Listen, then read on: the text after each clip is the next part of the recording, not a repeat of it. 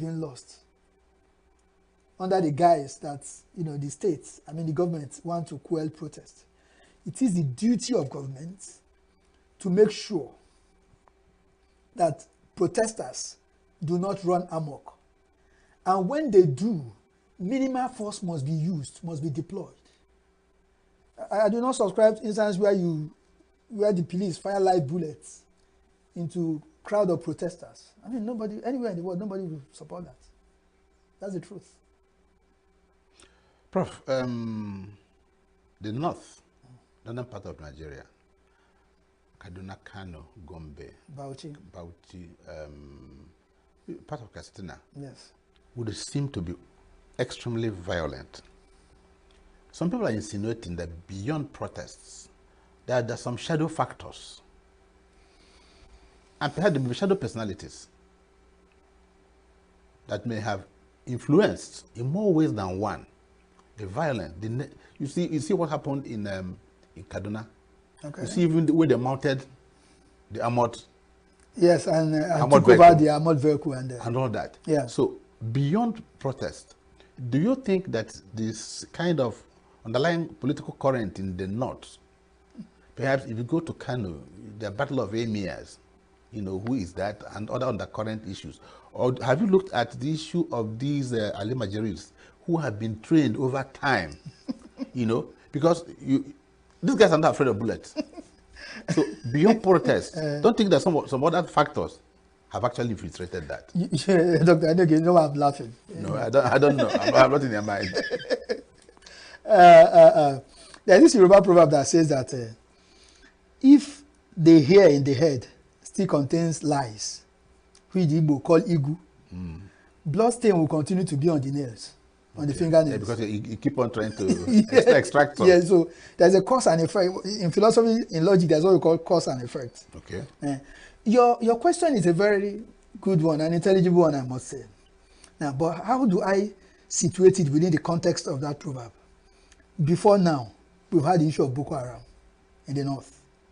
There has been, across West Africa sub-region, there's proliferation of light weapons and the rest in the Sahel, across the Boko Haram territory, into Mali and all that.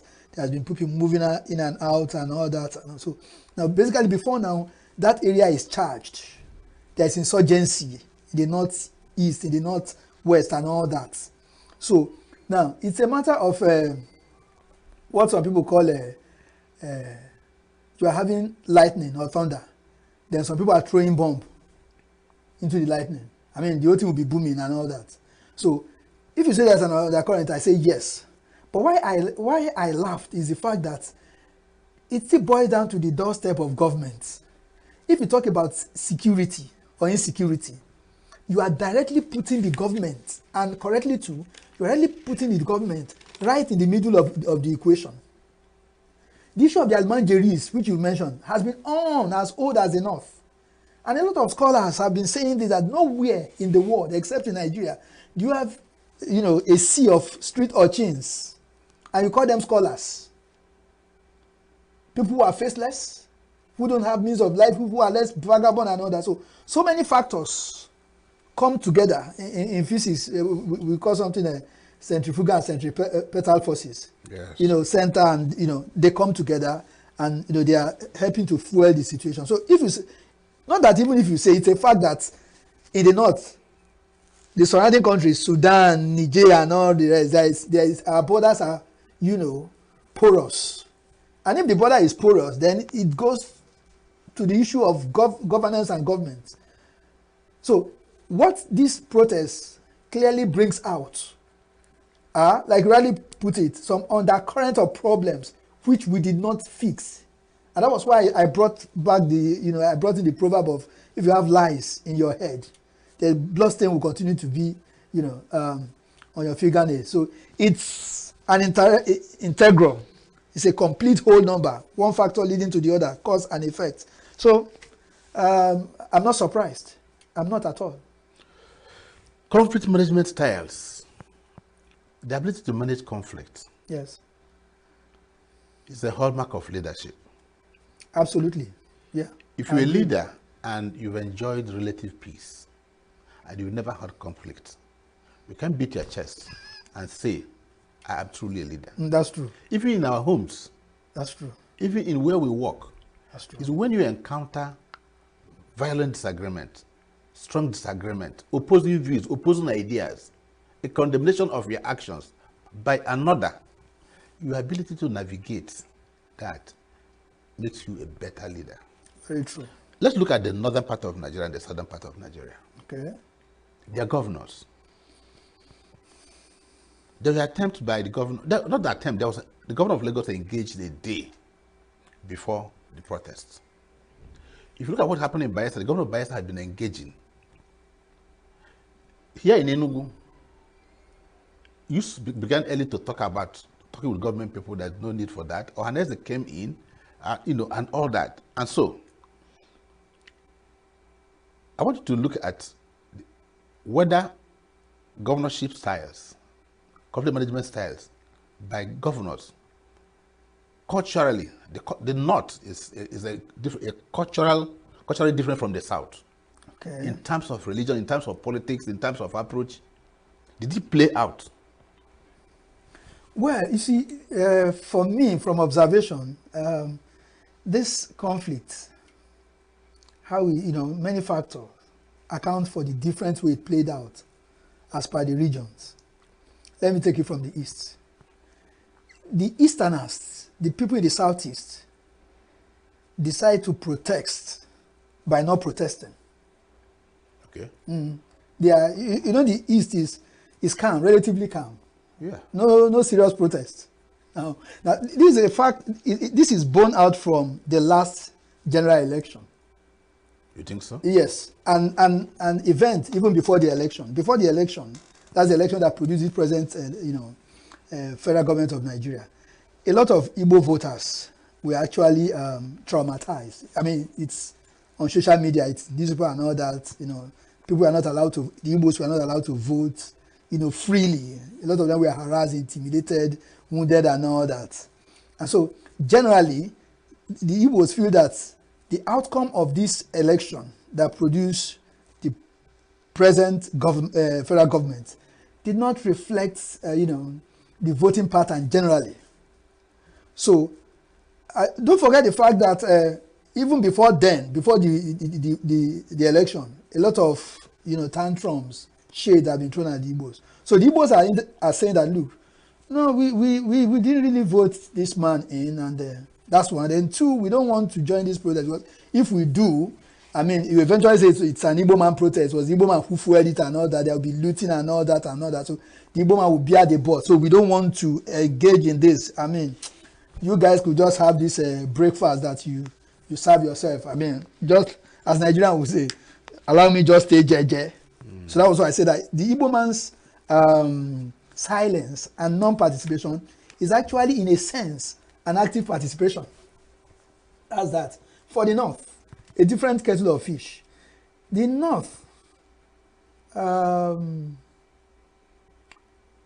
a very long time, have been enjoying some people, other regions have not been enjoying. Yeah. And so, given this present shake-up in the standard of living, Okay. they can't take it. So they're actually annoyed and angry. If a lot of them feel that this government is their government. But there's something with the forces in the market.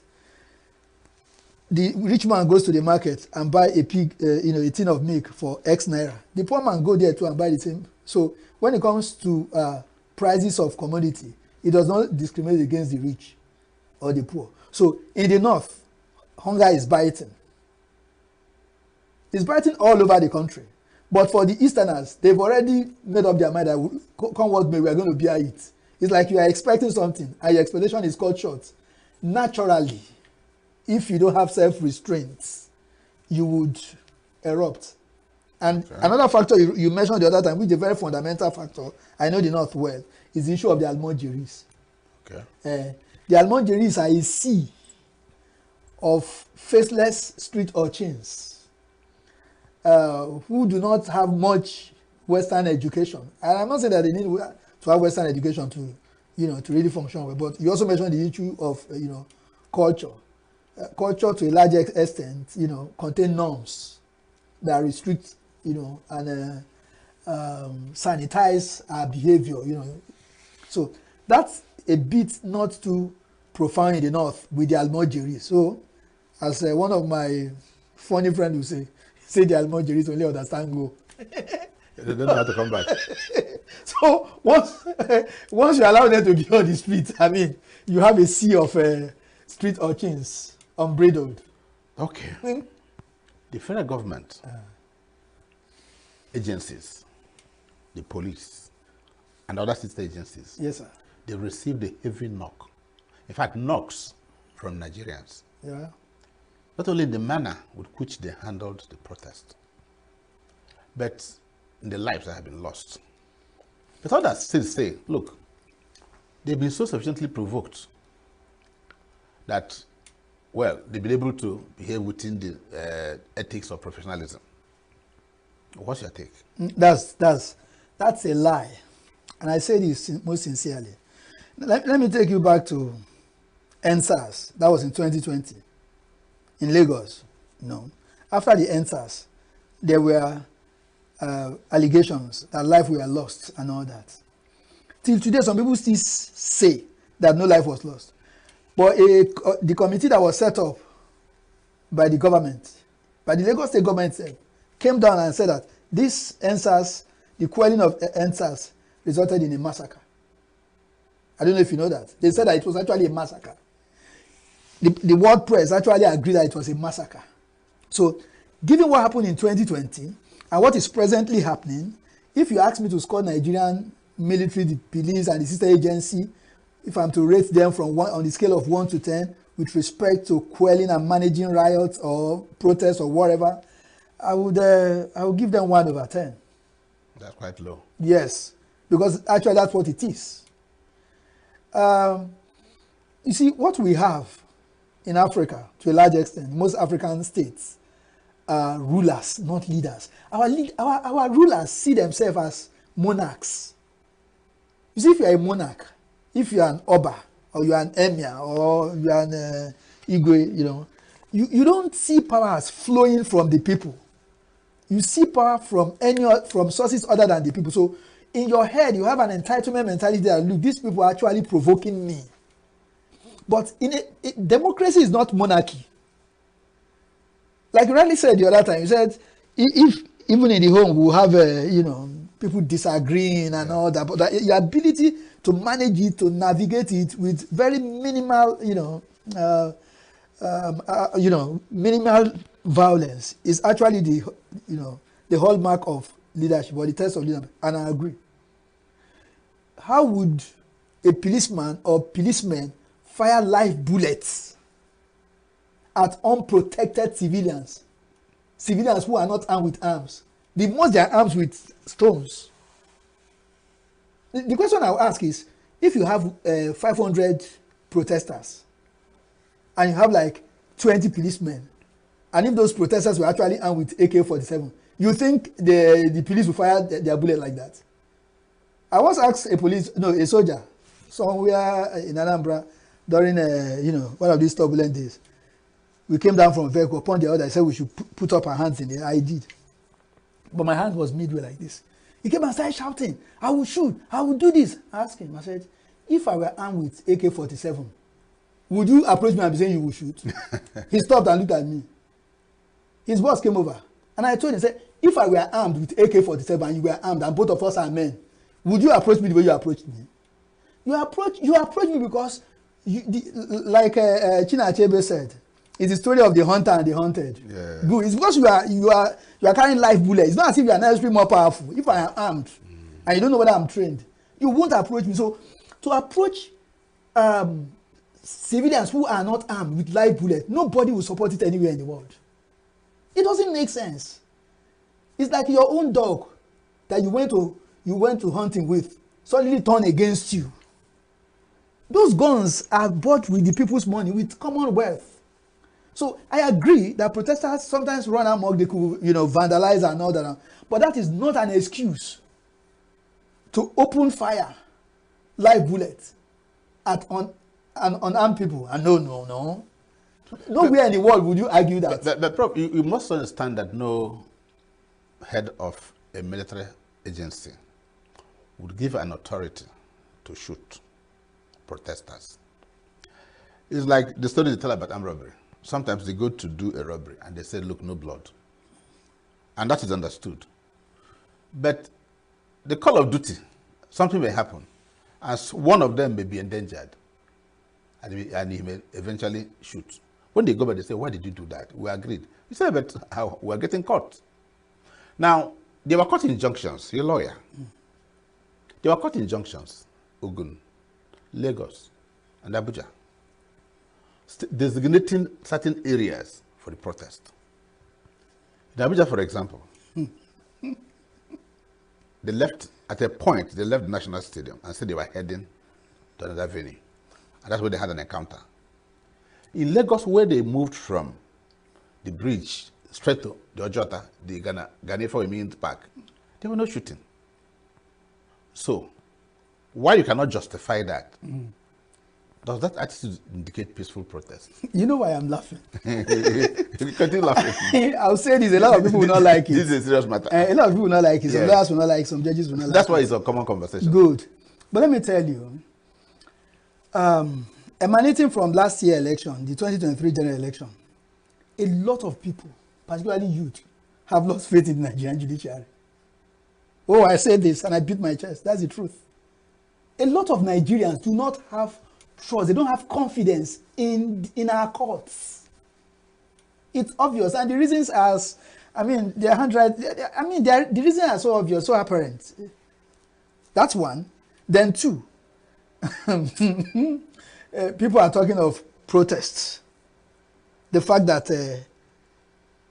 to eke out a living in Nigeria is so much a problem.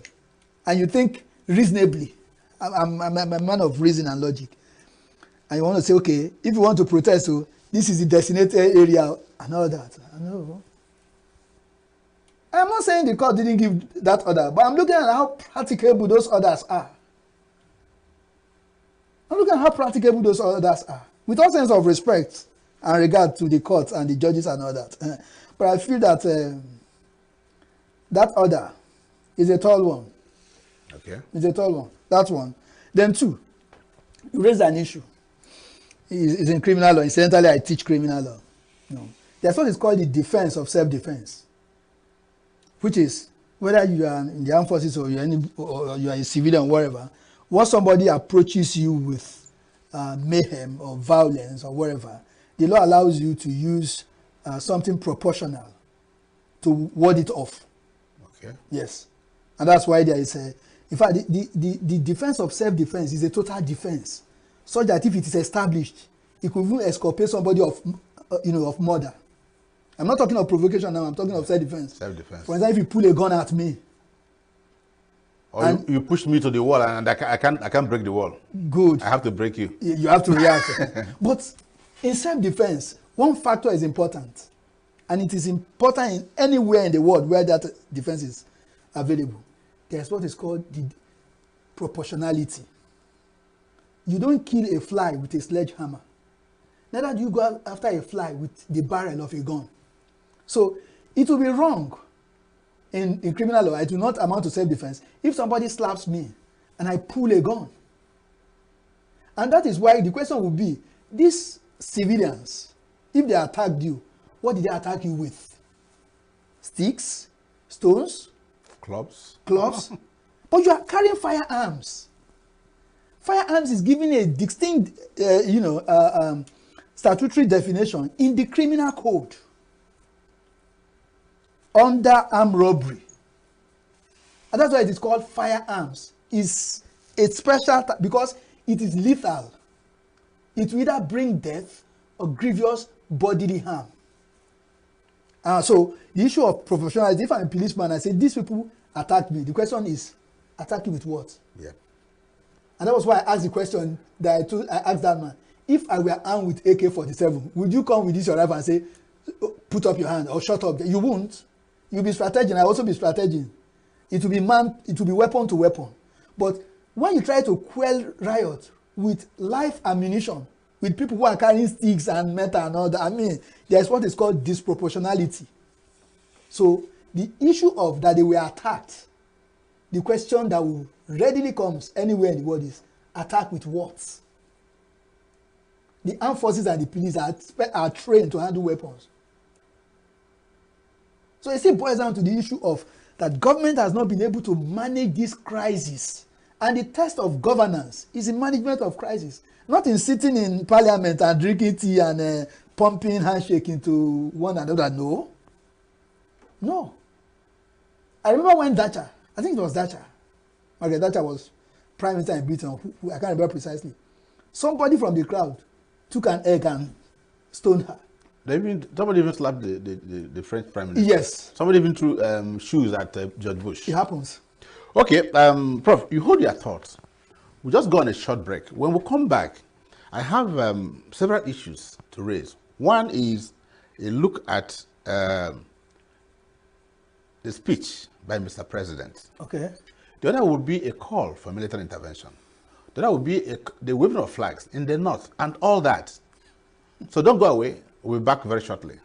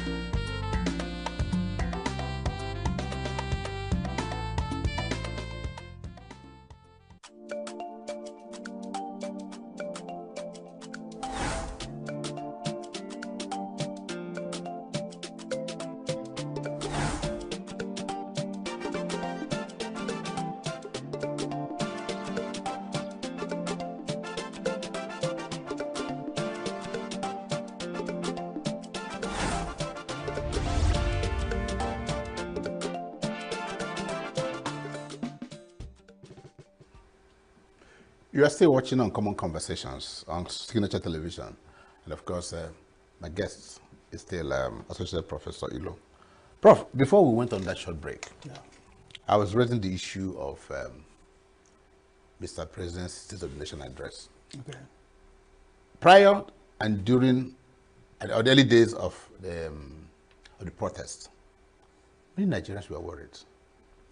It was a grave concern that the president had not spoken, had not addressed the nation. They felt it was undemocratic, that a major crisis was brewing. We are forewarned more than a month's notice.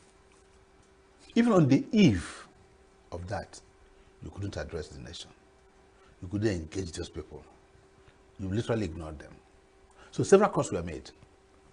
Mr. President talk.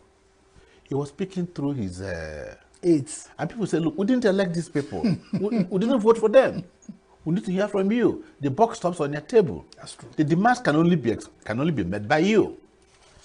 And then after a couple of days, 3 or 4 days after, the president rose up 2 days ago, as it were. Yes. And made his speech. Since then, even his man who had trusted him, Mauricio Inca, said that was Bangladesh. A lot of people said, look, it was nothing. And so, how do you situate Mr. President's speech? Yeah, first, the president was not proactive because, expectedly, he ought to have had that speech, something better than that speech, before he did. Like you rightly said, I said these people actually gave reaction notice of the protest, so he wasn't really caught pants down. So, by logic or by rationality, he ought to have, addressed a state of the nation. In Senate climb, the president would have, by way of speech, profound speech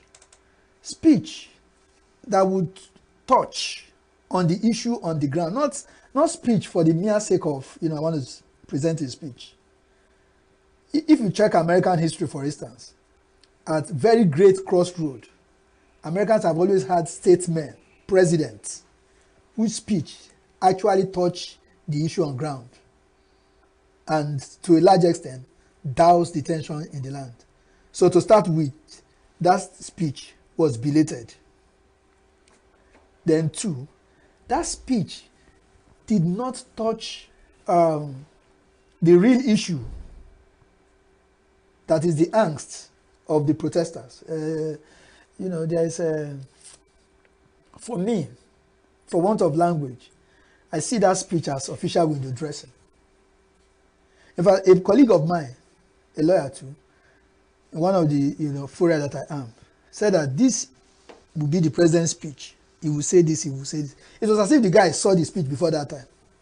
But he didn't. It was just an intelligible reading of the posture of Mr. President. And so aside from the speech being belated, the speech was wide off the issue. And so it was like there was no speech. Okay, there's a greater issue, and it speaks to national security. Okay. They call them faceless, but they may not be anonymous. This is the age of technology. That's true. A group of, for want of a better word, faceless people in Lagos or elsewhere, wherever they are, has threatened and actually said that the Igbo living in Lagos, they have 1 month to leave Lagos. And that is why protests, democracy, and national security, what started as a protest, hunger protests to end bad governance, is now snowballing into ethnic profiling. The Igbo proudly is in every part of Nigeria. If you count the original inhabitants, the original owners of the land, the next most dominant people would be the Igbo. They have invested so much in the development of Lagos. And now this threat may appear. Of course, you remember the happenings of the 1966, the pogrom and all that. Now, even though the governor of Lagos has spoken to say no, but that is government. They have not brought to bear, they have not brought to book. They say they're investigating those who said that. You can trace them. Now, the governors of the Southeast, correct me if I'm wrong, I've not had one governor who has so vehemently spoken against it, or have even taken an action by visiting the Lagos State governor to say, look, my people are here. You have a duty as a governor to protect them. It's not mere in platitudes speaking. Give me your own analysis of what you think that portends for our nation, and how best you think the Lagos State government, the federal, and governors of the Southeast should look at that matter. Okay. Let me come proverbially. There is this African proverb. Somebody saw a load carrier and said, your load is bent. The carrier replied, well, it's not actually that the load is bent. You're actually not looking down. You're only looking up towards the load. This load is bent because if you look beneath the load, that is my legs, you will see that my leg is bent. That's a great one. Now, we have constraint of time on this program. You see, this question you just asked is a large visitor of our political history, and it's an untoward one. But let me try quickly to put it in the perspective of time. I think it was in 2019, the President Oba of Lagos, Akiolu, I think it was, it was an election time. Yes. Akiolu read the handwriting somehow that the Igbos were going to vote against his candidate for the governorship. And Akiolu, without let or hindrance, without minding anybody's feelings, without minding whose us is God, in broad daylight, clearly, unambiguously, eloquently, said that if the Igbos vote contrary to his, to the choice of his candidature, they will be sunk in the sea. And what happened until date? Now, nobody called Akiolu to order. I said it on many fora, that in decent society, in a society where humanity and humaneness run through the gamut of that society, Akiolu will be called to order. He will be held responsible for that statement. Nothing was done. As a matter of fact, in my group, my undergraduate group, Southwest, high school in Southwest and other, some people are trying to defend. I told them, what you are saying is, I don't want to use negative words on air. Say, in real society, nobody says that in the federal state and gets away with it. Okay. As at that time, I told them, even though such has been happening before then, that this thing Akiolu said, and nobody had called him to order, it is the John the Baptist of greater evil to come. And I was right. Now, during this last election, Igbos were vilified, victimized, maligned, all manner of injustices, and nobody was called to order. People were slapped, harassed, called names, ethnic profiling, and nothing happened. The local government did not say anything. Nobody said anything. Nobody was brought to book. And that was why I told you that the Nigerian youth, when our court issue orders, they look at them and laugh. Society is an integrum.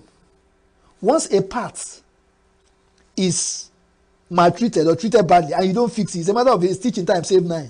In fact, it saved 90. Once you don't check it out, you don't checkmate it, it will infiltrate all other parts. So what is happening in Lagos now about the ethnic profiling never started today. Okay. It dates back pre the Civil War. And that was why Shoyinka said some time ago that what caused the Civil War is still much around with us, and that is true. So this ethnic profiling, including calling out the Oro and all those, they are all just, it is a symptom of how sick, probably redeemably sick our society is. In decent society, nobody does that. And this also goes to our religious leaders. The religious leader will come up and tell us that our problem is that our sins are too much. These same religious leaders are not calling their congregants, who are some of these politicians, who are some of these others, saying all this. So the issue of ethnic profiling is actually at the very root and the bane of Nigerian politics. So what should the governors of Southeast do? Now, or what they have not done? The Southeastern governors are even worse off than those vilifying their people. How? What do you mean? I mean, one does not need to be a professor to understand this. And I know you only put in my legs. But I'm not pulling your legs. I'll tell you my mind. Okay. You see, the Igbos have a proverb that if you call your God Gourd, the one they call Oba, and if you call it this Oba is a broken one, people would kick it with their foot. The Yorubas have also a corresponding proverb. They'll tell you, if you call your Oba a broken one, people will use it to, pack debts. So, now if outsiders defied the Igbos and their leaders kept quiet, I mean, you can imagine, more trouble would come. And the Eastern governors are keeping quiet for political reasons. Selfish political reasons. A lot of people will not like this, but I'll say it though. Because they don't want to identify with their people. I'll give you one instance. A former governor of the Southeast, who is now a minister, is trying to be maverick. He said recently, well, 2 days ago, I read it, I saw it on social media. Yeah, that is thanking the Southeasterners. That the Southeasterners did not come out, did not protest, because the federal government had done so much for them. Really? He said those? He said that. But that's an example of the mindset of the governors of the Southeast. Of course, he knows that that's not the truth, but he's trying to give the narrative a convoluted meaning. So in serious-minded climb, you can't do this to the northerners. You will see their governor come out. And there's a Southeastern Governor Forum here, isn't it? There's even an Southeast Governors Forum. Good. But they wouldn't discuss that. I don't know if Ohaneze has said anything about it. Well, I'm not sure I've had. But okay, let's move on because our time is actually galloping. Okay. There's this other flip side to all these protests. In the north, Kaduna, Kano, and this rest, they've made bold to ask for call for military intervention. Even though the CDS, General Christopher Musa, has spoken eloquently against that, what does that signify? What does that signify? Let me also take you about, a bit back. Though it's not on all fours with what you're saying, but it's something close, something tangentially, marginally. During Goodluck Ebele Jonathan presidency, when he, canvassed for votes for his second tenure, which he didn't get, a lot of people were saying, anybody but Jonathan. I don't know whether you remember that it was live. Yeah. Anybody but Jonathan. Now, in a period like this, especially in a multi-faceted state like Nigeria, multi-tribal and all that. Now, one of our biggest problems is tribal politics in Nigeria. And that's why, for me, I tell people that this our federalism is not really working. Because it's not true federalism. Now, the North, before now, have always enjoyed, to a large extent, unbridled opportunity into the largesse of power. Yep. Now, with ENUGU coming, a lot of this thing has stopped. In terms of, living standard is high in Nigeria and all that and all that. So, for them, anything that will bring back the glorious days, and they know that with the military, to a very large extent, is in the hand of the North. In fact, for the most time that military regime lasted in Nigeria, about 39, 40 years before 1999, most of the head of states were from the North. So it's like a he-goat head falling into he-goat back. So if it is this military that would give us what we want, I mean, so be it. So be it. And that tells us again, and I said it in the other time, that democracy is a dialogue, it's not monarchy. If the government had not pushed people to this extent, to this world, we won't be having these reactions. And in your intro, you asked the question, why is the government afraid of protests? Yeah. And I can tell you, see, protests is in mathematics, you have equations, you have fixed factors, you have variables. Now, how the variable operates is dependent on the fixed factors. If I say 3x plus 5 is equal to 10x, find x. The value of x will depend on those 3 and 5 and all that. Now protest is a variable. You never can be too sure the dimension it will take. I'm serious. No matter how prudent, no matter how foresighted, no matter how proactive you are as a president. And that is why it makes more sense not to allow the situation fester and bring about protest. Because even in an advanced economy, you may not be able to manage it totally. It has branches. It could become unbridled. That's the truth. So if I were the president, I will try the much I can to make sure that the situation won't even get to this extent. It will not get to this extent, but there's also another angle. And people are worried. Even Professor Akinterenwa had also made a comment to this. This unbridled waving of the Russian flag.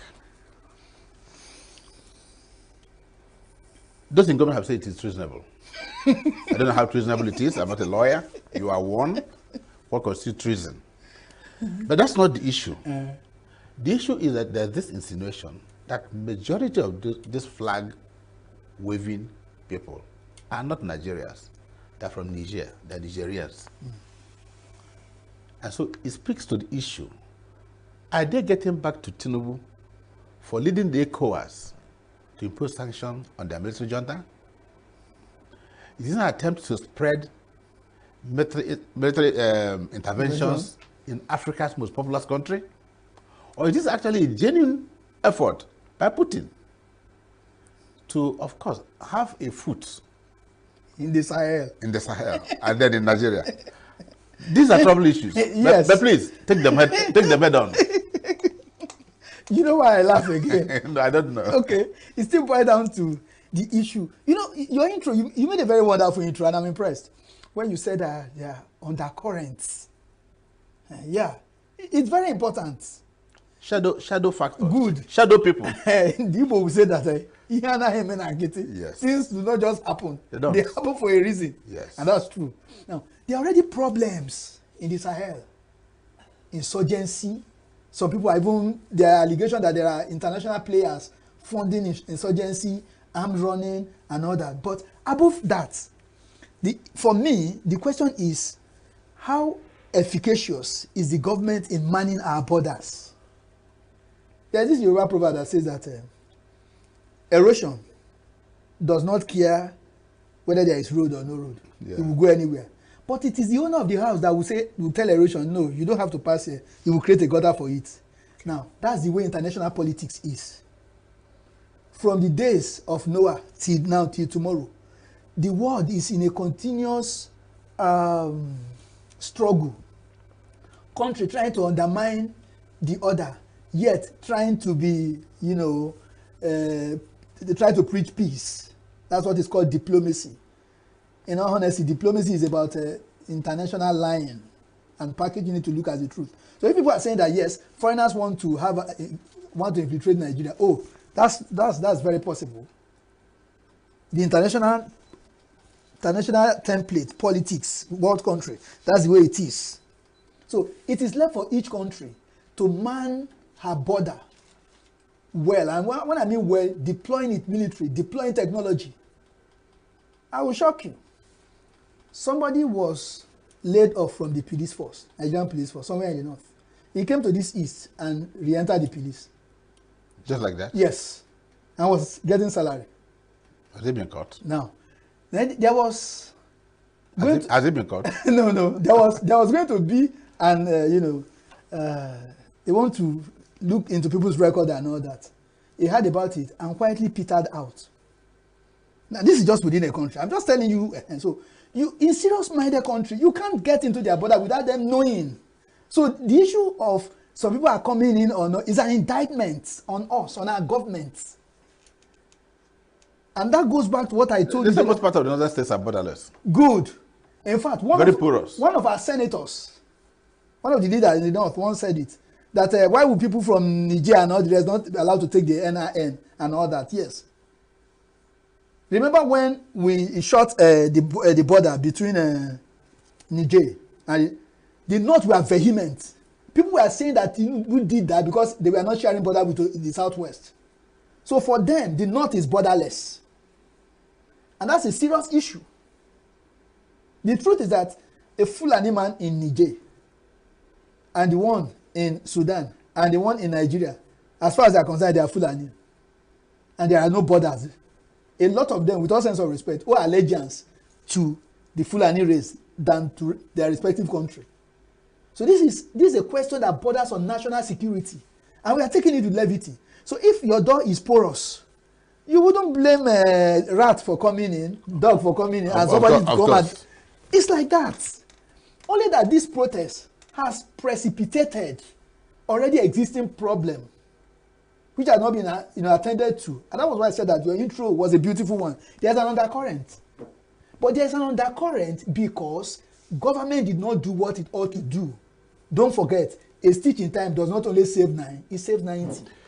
Okay, I'm giving you the last question because we actually have done almost our time. Now, we've been able to establish the legitimacy of protests. Okay.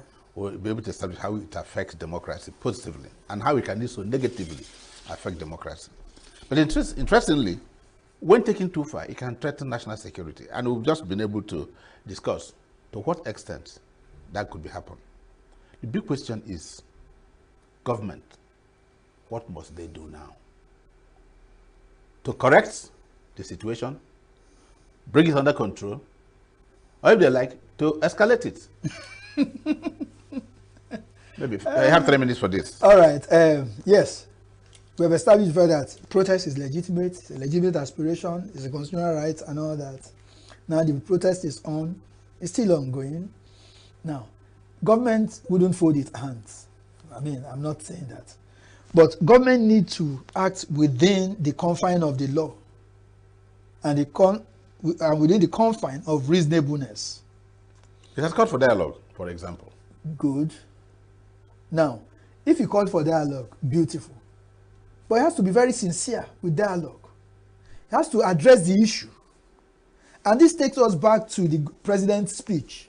I told you that that speech, at best, at most, is a bag of vapor. It's a bag of nothingness. Nothingness in the sense that it did not address the issue at stake. For instance, I didn't address the issue of fuel price. So, because it did. He said that they can't. The subsidy continues. They can't bring back the subsidy. So he's addressed it, but he didn't meet the expectations of Nigerians. Well. By logic, if he says the subsidy will continue and prices will continue to soar high, you see, this protest is not just protest. It is hunger that is protesting. Okay. So hunger does not listen to empty verbose. You have to meet it with food. So the government. You are saying... Yeah, what must just the government do? Good. Government must put measures, and I mean tangible measures, that will speak to issue of hardship. Fuel prices, food. A hungry man, if not fed, will be perpetually angry. I want to leave that. I want to go away with that. A hungry man, if not fed, will be perpetually angry. Yes, and I want to thank you very much, Associate Professor Ilo, for finding time to be here. You're welcome, sir. Of course, this is your first time on Signature Television and Very our common true, conversations. Very true. I'm definitely it will be the last. Sure, because sir. you've raised several issues that we could latch on in subsequent conversations. So thank you very much. You're welcome, sir. And to our viewers, you just watched and listened to my friend, Associate Professor Ilo, who actually is the coordinator, postgraduate coordinator, Faculty of Law, Godfrey University. Join us same time tomorrow for yet another Uncommon Conversations here on Signature Television. Thank you and good evening.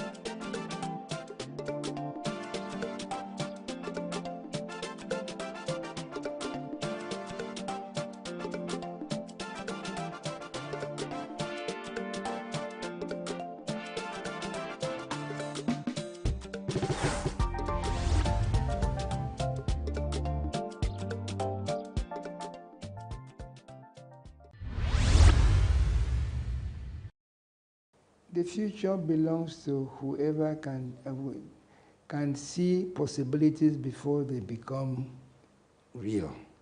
If you can see possibilities in things, and I saw a lot of possibilities, I could see what the Akwa Ibom need at the time. And thank God, at least 90% of the cases, I was right. The direction in which I took Akwa Ibom is the direction they are still following today. In spite of some of the obstacles that I met in the way, and I just decided, if I must give you an example. I decided that the modern world cannot do without electricity. And the things I wanted to bring to Akwa Ibom needed electricity. So I decided that I must give Akwa Ibom 24-hour constant power. It was a struggle. It was a real struggle because of the kind of federal, quote, I put that federal in quotes, arrangement that we have, where the center literally dictates everything that the states can do and cannot do. I was told I could not build an independent power plant. Why would I not be able to build an independent power plant? Because power is centralized. We centralize too many things, and that's where we are backward till today. I will say that over and over again. And that may be why you say I'm still relevant even in national politics, because we have not yet got back to the position. I say get back to, because we were there before. We started on that journey, then we was abruptly stopped and changed. We have not yet got back to the position where federating units can be reasonably, not reasonably, in fact, very independent, able to manage themselves, able to manage their resources, able to manage their own security, able to manage their future with whatever resources they have, and then sustain with whatever they contribute to the federal. We have to change the concept of this federation, because it means people that want to develop cannot develop, because the federal government does not always see the things that the way the states see them. The better example, or more even more is this power business. I wanted to build, we were consuming 40 megawatts of power. So I went to Lea Lemoka, who was the Minister for Power at the time. And so I want to build 60 megawatts. He laughed at me. He said, no, Your Excellency, you want to build a power plant for Akwa Ibom? Please make it a lot larger than that. I said, why? We're only consuming 40. He said, there's something called suppressed demand. You're only consuming 40 because that's all that's available to you. That if you had a lot more than that, you will consume 2-3 times that much. So in the end, I took his advice. I built a power plant of 191 megawatt capacity. And the federal government looked at me and literally laughed, because immediately I finished that, they brought a law to say if you generate, you cannot distribute. I'm convinced, as I speak to you, that if I was allowed to go ahead and distribute that power and boast that Akwa Ibom is the first state in this country to give 24-hour constant power to every corner of the state, believe me, there will be electricity all over Nigeria now, because every state will have tried to imitate it.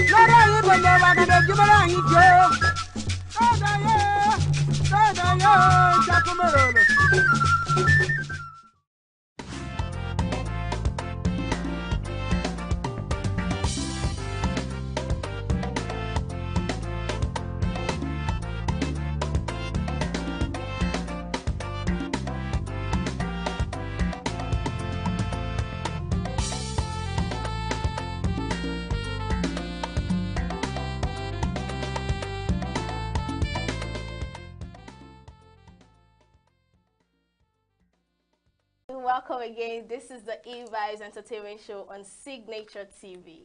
And of course, this is the Entertainment Hour. Here we give you everything that has to do with entertainment, pop, arts, culture, fashion, name them. And of course, it's your baby girl, Queen Etumokunta. And I'm not doing this alone today again. I'm here with this very beautiful, demure, elegant, very mindful baby girl here with me. So introduce yourself, madam. Okay, I am no other than Quinsley Rowland, and welcome to E-Vibes. So we'll be giving you interesting gist and stories around the entertainment globe, and trust us with us analyzing the story and giving you the insights of all the stories. So grab your popcorn and do not move. So tell us the first stories, Quincy. Okay, and we have a story from no other than Kunle Afolayan. We always know him to make thrilling movies, and the name of this movie is Recall, and it's to premiere at the AFRIFF, which is the African Film Festival, on November 7th. Nigerian filmmaker Funmi Akulayo unveiled the premiere of his movie Recall, which is set to premiere at the African Film Festival on November 7, 2024, ahead of the 13th edition of the Africa's biggest film festival on November 3rd to November 9th, 2024. The filmmaker took to his Instagram page to announce his newest feature has been selected to screen at the festival. The post says, "So excited to unveil the official poster of Recall, Kunle Afolayan's latest psychological thriller, set to premiere at AFRIV on November 7th. The cast of Recall features an exceptional lineup of talent led by the stunning and incredibly gifted Sharon Onoja. AFRIV set against the vibrant backdrop of Lagos. Recall follows the emotional journey of Goke and Anita as their seemingly perfect love story takes an unexpected and mysterious turn. Stay tuned for the trailer and full cast reveal." The African International Film Festival, AFRIV, brings together original storytellers and audiences seeking new voices in cinema and fresh filmmaking perspectives. The annual program includes dramatic documentaries, features and short films, showcasing new creators, emerging trends in storytelling and cinematic expression from talent in Africa and diaspora.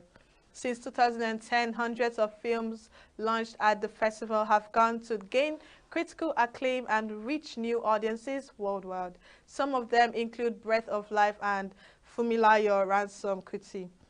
This year's edition of AFRIV theme, Africans for Africa, Building Global Bridges, is a deliberate intervention to foster valuable exchanges of ideas, production connections, and business relationships that deliver value, build capacity, and create wealth. Wow. You know, And what do you have it's to actually say? interesting. Like, this movie is going to premiere in Africa, right? And you can see the excitement with the director Kunle, him sharing how excited he is that his movie can actually come out to premiere for this kind of event. And you know what that means? I think for it's him? a proud moment for him because Exactly. he's known for making exceptional movies. Yeah. Talk about Oktoberfest, Swallow. Yeah. What's the other movie? Anikulakwo. Very interesting interesting movie. movie. Some other movies like that. I'm really trying to wrap my head around. And So all his of movie coming again too. it's Something to. I it's think he to should look throw a out for. party. He should throw a party. I mean, Afrif is a big party already to a premiere the separate movie. party. A separate party. They always do that after the premiere, they show parties, but it's not if we're going to be invited. We'll find out. We'll find our way around because I really need to see the movie and I can't wait for it to be out on cinema. Because Anikulapo was a standout movie. That It is. Taught so many lessons. So many. And it's even said that the trailer is something to look out for. This one? Yes, this particular one is something to look out for. And you can imagine the cast that is part of it. Sharon Oja. We know she's an incredible actress. She is. She's so really talented. This movie is going to stand out just the way Anikulapo and did. other movies. And other movies did. Okay, so moving forward, Nigerian singer Skills has sparked reactions on social media after confessing that he regrets not having any baby mamas to bear his kids. The singer recently appeared as a guest on BETs of The Top Show, hosted by popular media personality VJ Adams, where he disclosed his music and career during the show. Skills then stated his bombshell confession, which has social media talking. So he said, right now, he regrets not having baby mamas, and he really regrets it because he's the only person in his family bloodline that is alive right now. So the whole bloodline relies on him to produce right now. Everything right now. He thinks he's receiving applications. Now, VJ Adams added, saying they could set up a reality TV show for Skills. They could call it Finding Eve. Skills then chimed in, saying he agrees with him, and they could use that Bible verse about going into the world and multiply. This guy is not serious. So VJ Adams asked him, at what point in time did this dawn on him, and did he have this information? To which Skills responded, saying that he realized it when his mom died, and he is the only one left in his bloodline. Now on Instagram, Skills' confession sparked various comments, reaction, and conversations among numerous comments. One person wrote, saying, funny how he isn't thinking how this baby mama thing would have destroyed his career though.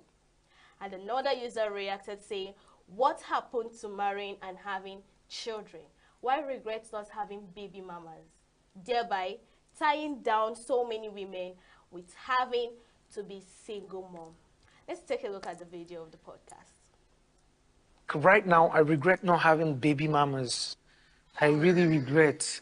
Because, you know, I'm like the only person in my family bloodline that is alive right now. Oh. So the whole bloodline relies on me to produce, you know, right now. So, man, you know, I'm receiving applications. We could set up a reality TV show for Skills. I'm telling you, bro, for real. We'll call it Finding Eve or something. I'm telling you. Finding Eve. Or we'll use that Bible verse about going into the world to multiply.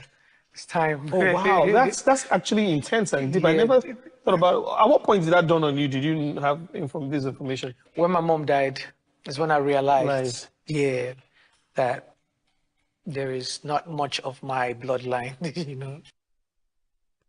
So first of all, I understand the pressure that... I'm boiling. Yeah. Why are you boiling? Is it vexing you? Because why do you want something so abnormal to be normal? In as much as we know it's wrong, but we frown against it in private, and then when we come out to the public, we like smile. Exactly. It's like a trend. Because why would you not want to do things the proper way? I'm actually coming to that. I wanted to give him a credit, and I understand the pressure that you're the only one left in your bloodline. Okay. And you need babies, you need children, right? Okay. But doing it the wrong way doesn't make sense. What happened to getting a girl, get married to her, and have as many children? And he said, I quote him, he said, baby mamas. So not one, not two, we don't, like numerous. It is crazy, and I totally dislike the fact. And that's one thing that Burna Boy pointed out sometime when he said that Nigeria, in one of his songs, he said Nigerians diss him for not having a baby, like for not having a baby mama. And I'm wondering, are we not supposed to applaud him for doing that? The right thing. Do you know, I just came to think of it that Burna Boy is the only guy that doesn't have a baby mama. Scales doesn't, obviously. There are also some of them, daughter. but he frowns at it. Do you get? Scales doesn't frown at it, but Burna Boy frowns at it. So I get, but is it oh Jesus Christ, don't is it that Skills don't know that he can emulate from Burna Boy?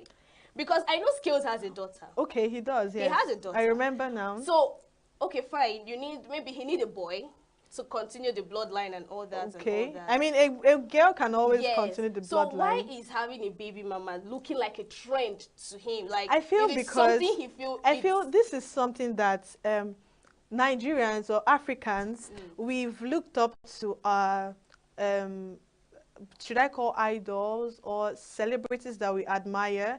Someone like maybe Ronaldo, Messi, you know, exactly. They all have other celebrities.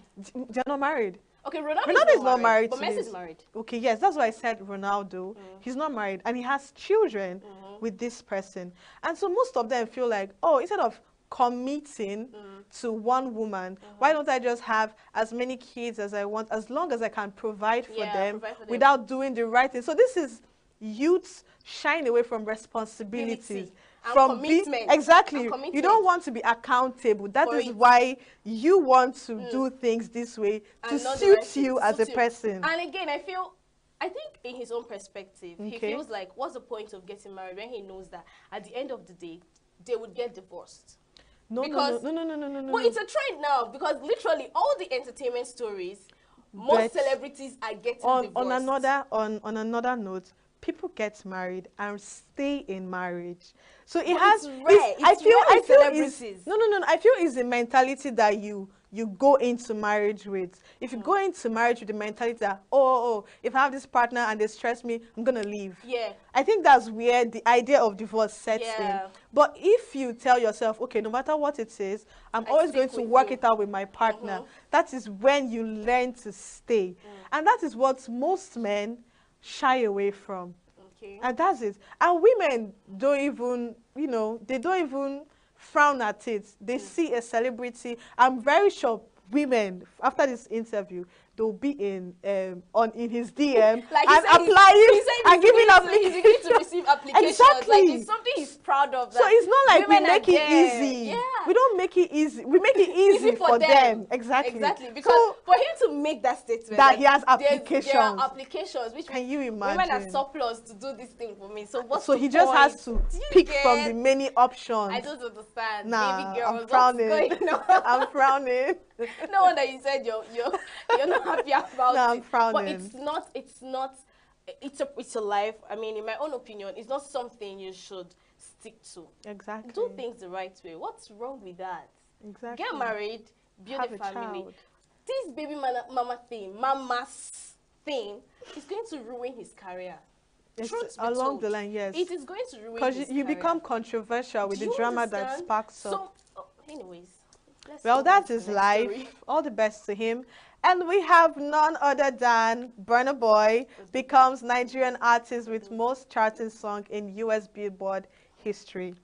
Singer Damini Ogulu, aka Burna Boy, has displaced his colleague Tems as the Nigerian artist with the most charting songs in US Billboard Hot 100 history. He achieved the feat during breaking a tie with Tems with the debut of We Pray by Coldplay featuring him, Little Sims, Eliana, and Tito Sottozo on the charts this week. We Pray debuted at number 87 on this week's Hot 100, increasing Burna Boy's entry on the charts to 6. Tems has 5 entries on the charts, while Wizkid, who was the first Nigerian artist to debut, has 4 entries. Rema, CK, Fireboy, Davido, and Lojay have 1 entry each. Burna Boy is 1 song away from breaking South Africa's Seether's record as the African artist with the most Billboard Hot 100 chart entries of all time. Now in as much as the Nigerian contingent at the 2024 BET Hip Hop Awards, Burna lost the Best Live Performer Award to Missy Elliott. Congratulations, Missy Elliott. And that's it. It's so wonderful. I'm so happy for Burna Boy. He keeps breaking through. He keeps creating history for himself. Nigerian himself always and stands out, Nigerian artists at large. I love him. I love Burna Boy. I know. can preach about him Same all here, day. same here anyway. So I love him so much, and I'm really happy that he is now top 6 on the Hot Billboard, 100 Billboard. Yeah. It's a big deal, It's a big deal for him. personally, and Tems to achieve that. So it's beautiful that beautiful that Nigerians Nigerian are artists not are- losing it. yeah, Exactly. in the And he music has just industry. 1 more to break the record of the South African artist. So I'm rooting for Burna Boy. I don't know about you.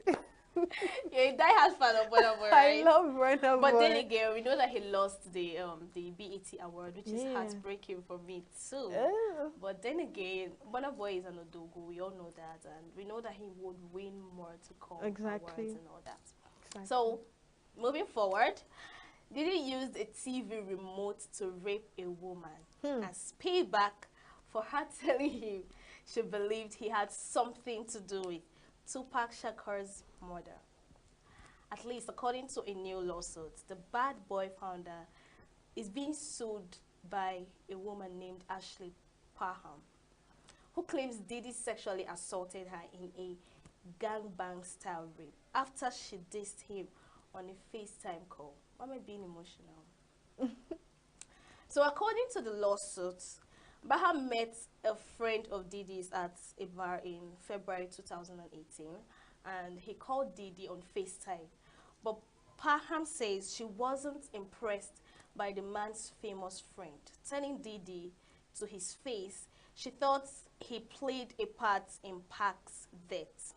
Now, she thought he played a part in Pac's death. Parham claims Diddy told her she would pay for her Tupac comment and overall dismissal of him. And she says 1 month later, Diddy's friend set her up for Diddy to rape her. In her lawsuit, Baham made clear that the man she met at the bar invited her over to his Orinda, California home, and when she was there, Diddy showed up and told her she thought she would never see him in person. She says Diddy held a knife to the side of her face and told her he would give her a glass girl smile in retaliation for her Tupac's comments. Parham claims Diddy's top consultant, Christiana Coram, were there too, and KK told Diddy not to cut Parham's face because they could sell her to potential clients for sex. Baham claims KK then threatened to ship her off anywhere in the world, never to see her family again. In the document, Baham claims Diddy took off her clothes, removed the knife from her face, and then got a bottle of liquid from a large fanny pack and covered her body in a liquid substance. She says Diddy and KK tried to insert something into her vagina that they referred to as an IUD, but it malfunctioned, and then Diddy picked up a TV remote and violently inserted it into her vagina, using the remote to violently rape her. Baham claims Diddy told her that her life was in his hands and that he could take her and she would never be seen again, and then he later violently raped her anally and instructed 2 other men to do the same, which she says they did. She also claims another man with Diddy raped her vaginally after the alleged gangbang-style rape. Baham claims Diddy and his bodies left her limp body inside the home as they went in the backyard to smoke weed and cigarettes. She says when she finally regained her bodily functions, she grabbed a knife and an oversized shirt and tried to leave, but had to get past Diddy to reach the exit. She says she confronted Diddy, who she says was surprised to see her walking because he had given her enough drugs to take out a horse. What sort of wickedness is this? We can't really conclude. It's alleged. Even though I understand, because the Diddy's case has been going on for years. over and over again. Over and over. Years actually. and over It has again. happened like 2 years ago. They'll He dismiss was the arrested case, and bailed, bring it arrested, back dismissed and all again. that. So it keeps going on. And what I would say about this kind of situation is there is a possibility that it happened, and there's a possibility that It didn't. even if it did happen, Well, it's but not to this extent. exactly, you know, a Okay. victim tells a story in order With to emotion. with emotion. So you can't really judge because you can't say for a fact. But I wonder, like, you want to rape somebody and you're raping the person with remote? The idea of this rape is not just rape, it's like torture. Just because she said she thought Okay. Yes, he had that's- a hand in Tupac Shakur's death. Okay. She thought. It's not like you actually did She this. didn't accuse him. Yeah, she didn't accuse him. I really do understand. But on a second thought, that's the entire scenario is crazy, because why would you want to give someone a Glasgow mark? Have you seen Joker? Yes. That's what it looks like. How can you threaten have someone mercy. with that? And the IUD, Abis, UDI, It's IUD, yeah, you know they injected something on her. it's not it's inserted manually yes, into your vagina, into her vagina. and that thing is supposed to serve as a contraceptive. So the idea behind it is, in case anything goes wrong, you don't have a child to, back up the fact that this is, because if a DNA test is run, it's going to reflect who the father of this child is. So that's the concept of it. That's the first. It's like taking precaution to avoid mistakes. And then secondly, I'm seeing the part where the remote case is The torture. that's the It's torture. That's the part in of the it, torture. because even if you want to rape somebody normally, naturally, you do it the normal way, right? So why would you use A remote first. on somebody To anally, hurt her. To hurt her. You even said it to her that, according to the story, anyways, that she would pay for what she said. To and you. truth be told, no matter what, even if this thing is alleged and is not true, it states that she said, she thought. She thought. And Not she that told him to she his told him face. that, So "I she wasn't thought- saying I it thought-" behind She wasn't him. saying it behind him. Saying, I thought you actually did that. So what is the point?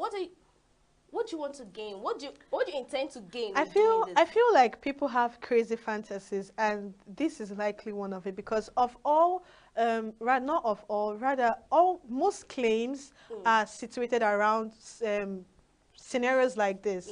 So I feel it has a thing to do with having fantasies for weird things, for really weird things, and that goes to the point of taking advantage of her and including other people to take turns on her. Do you understand? That is out of this world. That's why I said it's wicked. I agree.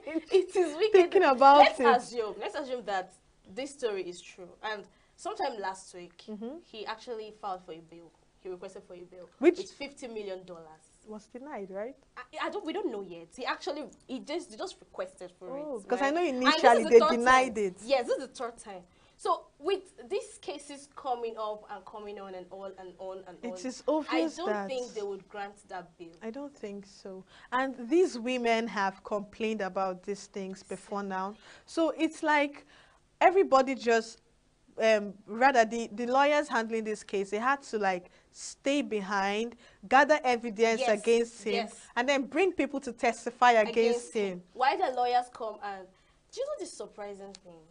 His mom came same time last week to say that her son is innocent and everything they're saying. Normally, I don't. What do blame you her. She's expect a mom. mother Exactly. to do? She's What a do you mom, but expect a mother to do? she should think about what she comes out on socials to say, because if we go on socials and see that your son, whom you claim is innocent, cases about him keeps tripping in every hour, every now and then. I feel, honestly, it is a very sensitive case. And coming to claim that your son is innocent when the evidence pointed against him Him.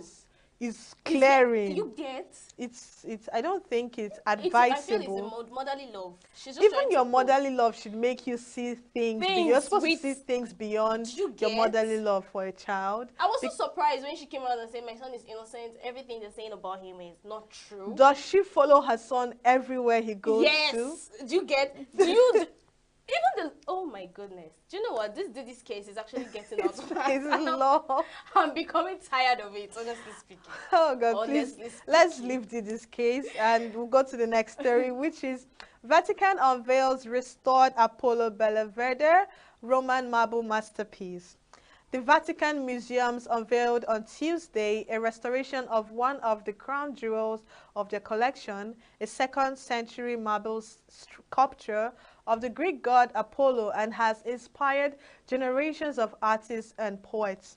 Restoration experts spent years working on the Apollo Belvedere, repairing fractures in its knee and legs, cleaning the entire cream-colored statue with lasers, and installing a carbon fiber pole anchored to its base to increase stability. The Vatican museums, which house some of the world's greatest Renaissance masterpieces, as well as ancient Roman and Egyptian artifacts, are the Holy See's most reliable source of income. They receive some 7 million visitors a year, generating income of around $100 million. The Apollo Belvedere was one of the first work features in the museums. It shows the god having just shot an arrow and is famed for its delicate musculature and lightly curled hair. The sculpture is believed to be a Roman copy of an original Greek bronze statue. It was brought to the Vatican by Pope Julius II in the early 16th century. The statue was removed from public exhibition in 2019 when museum staff noticed small fissures in its legs. The structure was in an incredibly dramatic condition, said Guy Devore, a curator in the museum's stone and marble restoration workshop. The restoration project was paused for about 2 years during the pandemic, when the museums underwent several long closures due to Italy's lockdown.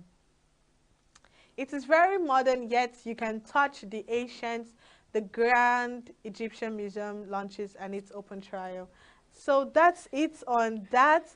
And I think, obviously, the Greek gods are something to be admired most times, Yeah. because the sculptures are so beautiful. But you know, this sculpture actually looks like there's this Bible that has pictures of them drawing with pen. It doesn't have colors. I don't know. I know I've seen this There's a picture particular in the Bible. Yes, I know I've seen this particular picture in the Bible. Okay. So when I saw it, I'm like, this thing looks like a picture I've seen in the Bible. And of course, they said it's Rome in Rome. It's Rome, and yes. possibly that picture came from Romans. But it's actually a good thing that they come here every year to It's like, good a tourist yeah, center. that kind of thing. I feel they come here to like get knowledge and maybe insights in what the art, The Romanian culture is yes, and all about, that. and the fact So- that it generates the amount of income for them, $100,000, $100 million Yeah. is a lot It's a of lot money, of money, yeah. and it's really good.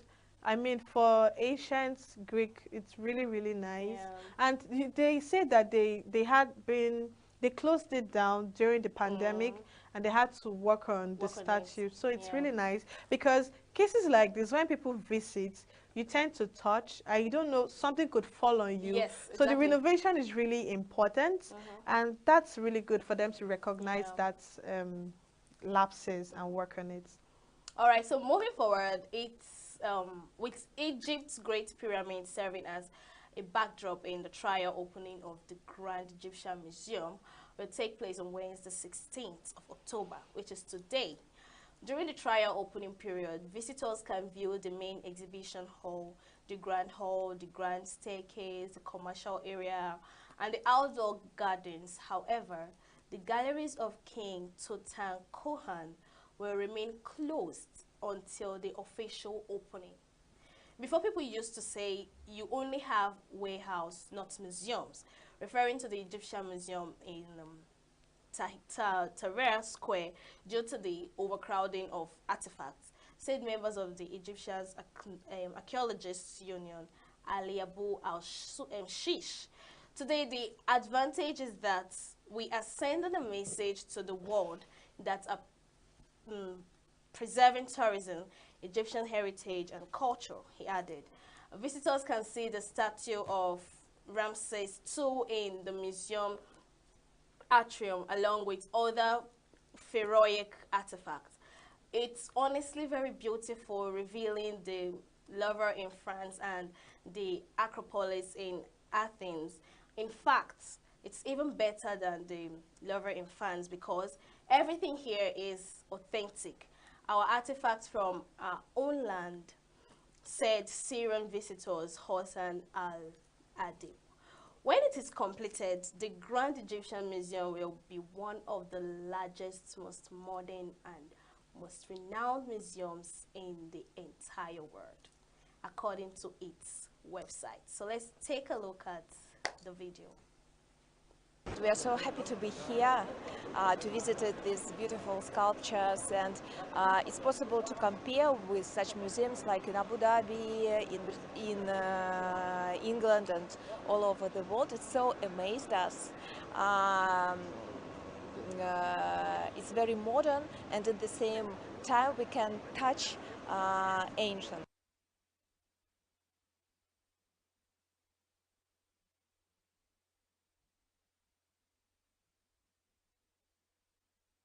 You could tell that it's telling a story about Egyptians and all your statue and everything that has to do with them. But the thing is, you can go, but you can't touch. And you know this thing is very sensitive. There's no way you see an artwork and you will not feel like... I think that's the putting your best way to hand. preserve it. Yeah, that's the best way. But then again, it's tempting. Like me, if I should go there and I see that kind of artwork, You I want would to like to touch it. feel, yes. I mean, if you allow millions of people feel it, how long do you think it will survive in the museum? Think about Okay. it. So That's the true. best. But I feel instead of keeping it exposed, I know that most of these Egyptian artwork are big.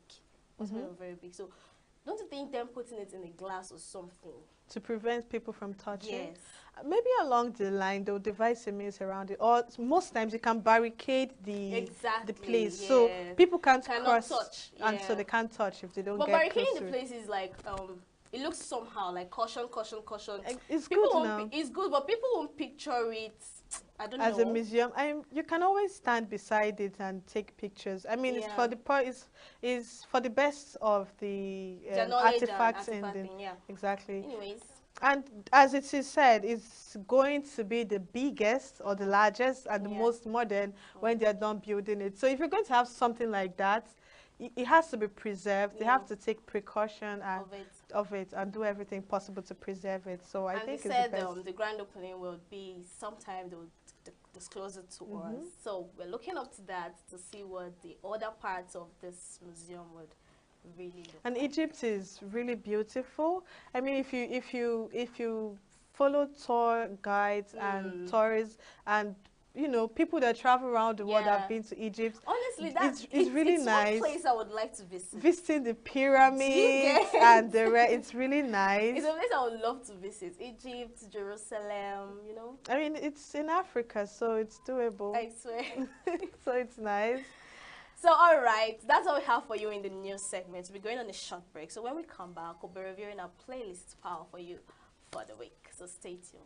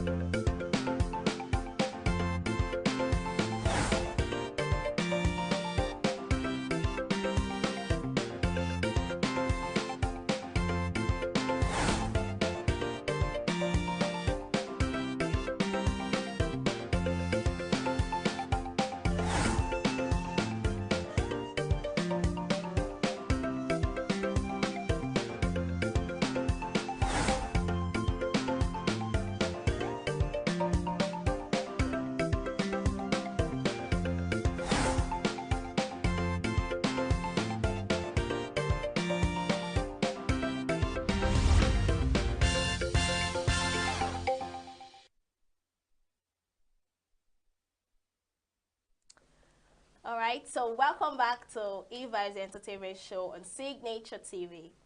And our segment is the playlist power, where we give you some beautiful music you can stream during the week, or even like just keep it on your playlist. It's something you have to keep listening to, because these artists are doing wonders. I mean, right? who doesn't listen to music every day? So Do what do you understand? listen So to what do you listen if you to? don't Music take is- from our Music playlist is good to power? the soul. It's food. Yeah. I like that definition. It's food to the soul. So, And number one on our playlist, pal, we have Billie Eilish, Bird of a Feather.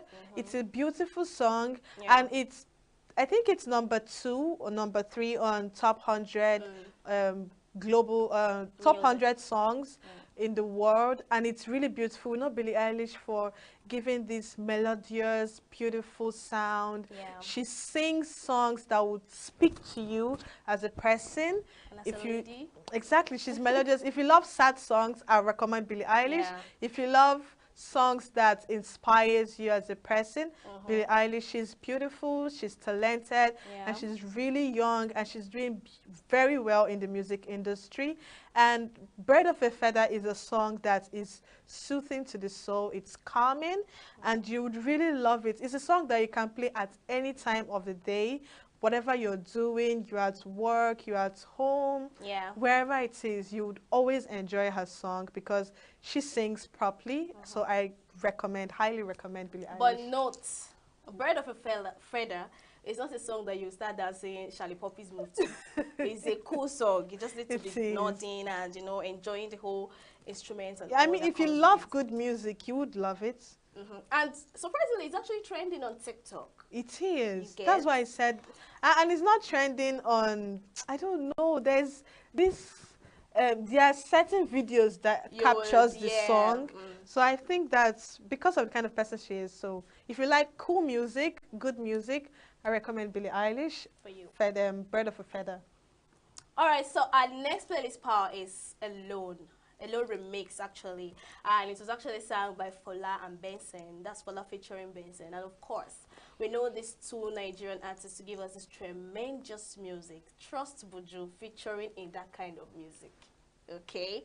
So you know the wonders that would actually come out of that kind of music. And these two artists are beautiful Nigerian artists and songwriters, all right? So this music is a music that you need to actually add to your playlist, all right?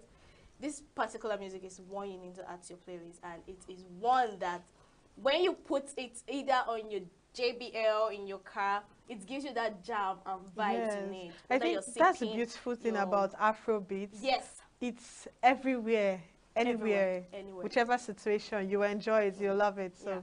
So add Alone to your playlist this week. In fact, this month. Okay? Yeah. So, okay, and we have this beautiful gospel music by Chinwe Owo, Messi Chinwe, and the song it's We newly released. It's Mhm. newly It's it's newly newly released. released, and she just dropped the video. I think today, or was No, it last week. That yesterday? was late last week. Late last Late week. last week. So if To interest you, the video, they had this soldier kind of outfit. outfits, really. Honestly speaking, because I mean, we move. We move means we are going we are forward. Moving forward.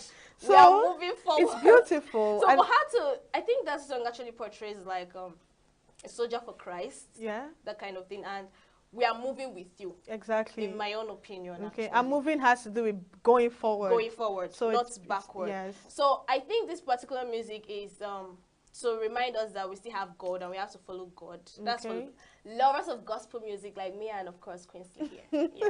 So if you're looking for a music to add to your playlist, trust Mercy Chinwo. Her To music is always a Believer. balm. It's actually a praise kind of music. It's something that will make you dance and be grateful to God for all He has done, and you believing that you would follow Him to move forward. Forward. And I think you should look up to watching the videos too. Okay, that's interesting. Yeah. And we have Omema. Omema. Omema is this song that has taken over the internet. Everywhere. It has taken over social media. Everybody is vibing Using to that Omema, song. whether you listen to secular music or Or not. not.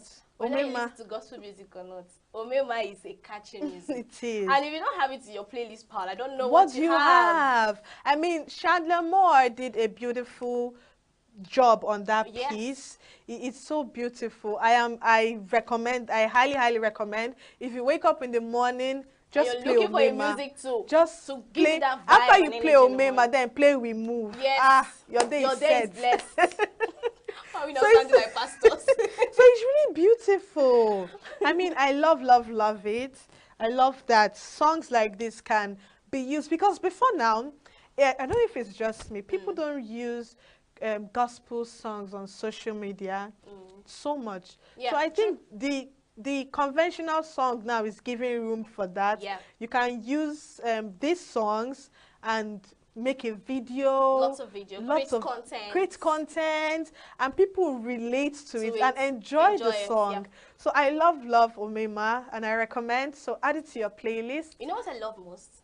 What? The way the instrument and the instrumentalists showcased Themselves. Like the way they stop And start again. I think the most, apart from the lyrics, the beats is what catches your attention oh my first. Goodness. Is what catches your So attention. you guys, if you don't have Omema on your list, I don't know what you have on your list. You don't have music. Your music is not complete. So go and add it to your playlist today. All right. So that's what we have for you in the music, the playlist pal this hour. We'll be playing some interesting games among ourselves. Okay, Let's see I'm who ready. is into social media and who is not. Don't try me, oh. Okay, I'm a no consuming fire. No problem, ma. Okay, so who started? Are you asking me? I'm no, asking you introduced it. You're going to ask me. So you brace yourself for the ones I'll ask you. That's tricky. Okay. What's the full meaning of this social media abbreviation? DIY. What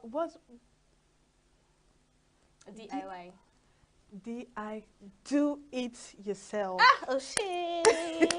Do it yourself. I was not expecting you to get it, honestly. Are you serious? Honestly. What do you take me for? It's not frequent. I know it's used, but it's not something that we see every day on social media. I feel it's well because people do DIY videos on YouTube, on Instagram, on Facebook, especially. on Snapchat. Yeah. DIY is everywhere. Sorry, it's everywhere. I underrated you. I underestimated you. Okay, give me my own blue. Okay, so what is TTYL? TTYL. Talk to you later. Okay, that was easy. That was really easy. That was okay, really let me give you an easy one. Bring it on. No, I don't want an easy one. You need a hard one. Let me think. No. OOTD. Let me just give you OOTD. Outfits of the day. Why are you not bouncing? Why you? Because you can't take me unaware. I know my abbreviation. I know my abbreviation. So you're into social media like me. You don't know me. But truth be told, who doesn't know OOTD? Many people don't. But you're on social media and you always see OOTD. Do you know, I think it's the trending content now. Let me tell you something. Okay, what is POV? POV, point of view now. Exactly. I want to explain something now. When people use abbreviations, I don't think they know the meaning of these abbreviations. Do you know, because whenever I see POV is a camera angle. I'm showing you this thing from your own point of view, and as if you're the one actively involved in this thing. That's the whole idea now. That's the idea. But people do POV, and then you are seeing them. I don't know if you like POV is supposed to be okay. I'm witnessing this. You're not seeing. I am your camera, exactly. But people use abbreviations that they don't know the concept around it. So I lose it. You know that kind of thing that it's a trend. Everybody's using POV. I'll use POV. So why don't you do your research before you go into a trend? Somebody will say POV. You did. I'm like, where's the POV? POVs are supposed to be exciting. It's supposed to be as if you're the one experiencing this thing from this person's lens. But we'll leave it for another day. That's why we are Nigerians. We underestimated you. I was giving you guys insight too. So stop using POV where you're not supposed to use POV. Okay? It pisses me off. I don't like it. Okay, so I want to ask you, what's WWW? World Wide Web. Now. Are you sure? That's what www. Are you sure? That's World Wide Web now. I'm asking, are you sure? I'm sure. Is your correct, Charlie? Why would you not go to my correct? You're not making me think like I didn't go to school. Do I know?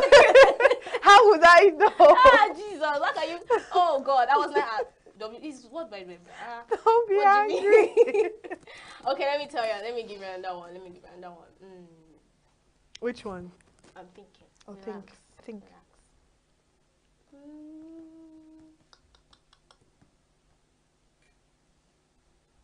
POS. Point of service. We were saying social media. You went to POS. Okay, what is ATM? What is ATM? Automated teller machine. It's because you said POS. That's why I did ATM. Okay, guys, I hope you enjoyed this show today. Okay, it's a wrap. It's a wrap for now. And I'm so sorry that it's a wrap for now. Join us same time tomorrow by 1 p.m. Signature TV E-Vibes. And we've been your hosts. I am Baby Girl Queen Swokunta. And I am Quinsley Rowland. Yeah. So it's been a wonderful time with you. Enjoy the rest of your day. See you tomorrow. Bye. Bye.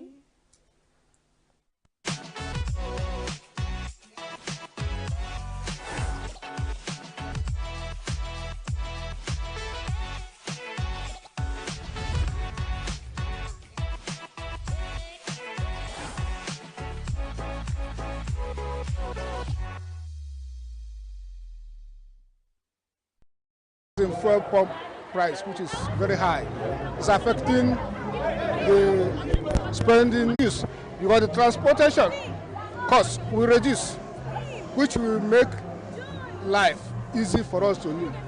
It's really an issue that has been lingering for a very long time now. I remember coming down here to this venue today and I saw the queue in the NNPC filling station, and I feel that this is part of the reason why we're having the hike in prices of things, and something can be done. The NNPC can do something about this to make sure that fuel is readily available to every part of Nigeria. Like now I'm doing business and I want to purchase something. I can't buy it normal price. The price will go higher, and at the end of the day, I cannot even get what to eat. I cannot see money to buy what I will eat with my baby. So it's really very hard for us to survive. The issue is quite alarming and so disheartening because most of us have a lot of things to do. Like where you used to go to 200 is now 500. Where you used to, somebody that is an average worker, maybe a sales girl that is being paid 30K. Imagine your transport fare every day. You might just, half of your money will be gone for just transportation. It doesn't only affect our transportation, it also affects our daily living. The thing used to, even biscuits, that one hurts me. I'm seriously saying it. Biscuit I used to buy 16 naira is now 120. And 150 on is now 300. Imagine students like us, how we are going to be surviving and how we are going to be managing ourselves. Some of us in school, they are the ones catching for ourselves. So when you combine these two school activities and daily living, it's quite alarming. To be honest, me, in school, I trekked from the hostel to the gate because the transport fare was 17 naira, but now it is 150. So the increment is so overwhelming that I prefer trekking. Like I rather trek than to spend 150 naira. It's a lot on transport, and the distance is actually so short compared to what it was before. So aside transportation, it has also affected the cost of feeding. Yes. Because if you want to, if you want to buy pepper now, pepper that was, let me say, 20, 15 naira, it's just for 200 naira. Now I don't know what it is now.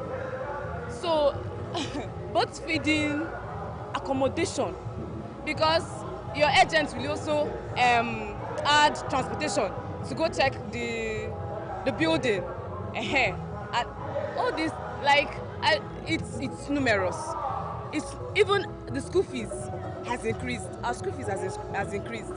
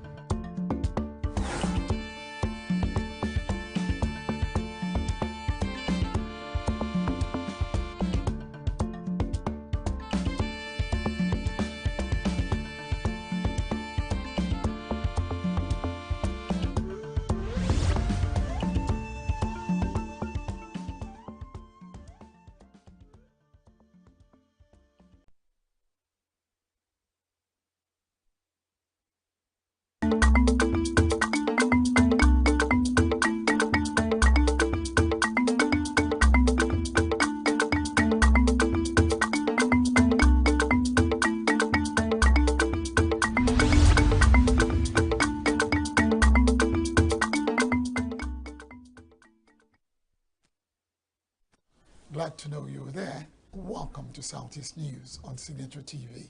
I am Barry Kumo Ado. First, the headlines. Saludo folds idea of absolute autonomy for local governments in Anambra. Institute of Management and Technology, IMT, ENUGU, unveils a sculpture park and museum. EEDC reacts to next alleged claim of 11.8 billion naira overbilling. Details in a moment. Stay with us.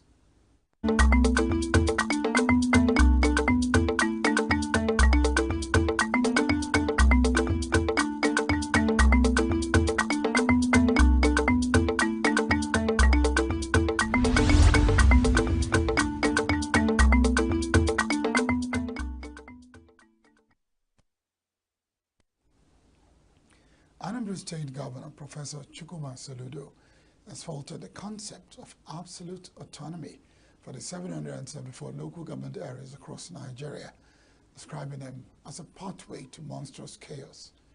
Governor Soludo, in a media broadcast shortly after he signed a local government administration law in Awka, the state capital, on Tuesday, emphasized that the complexities surrounding local government autonomy could increase existing challenges, undermining the intended benefits for communities.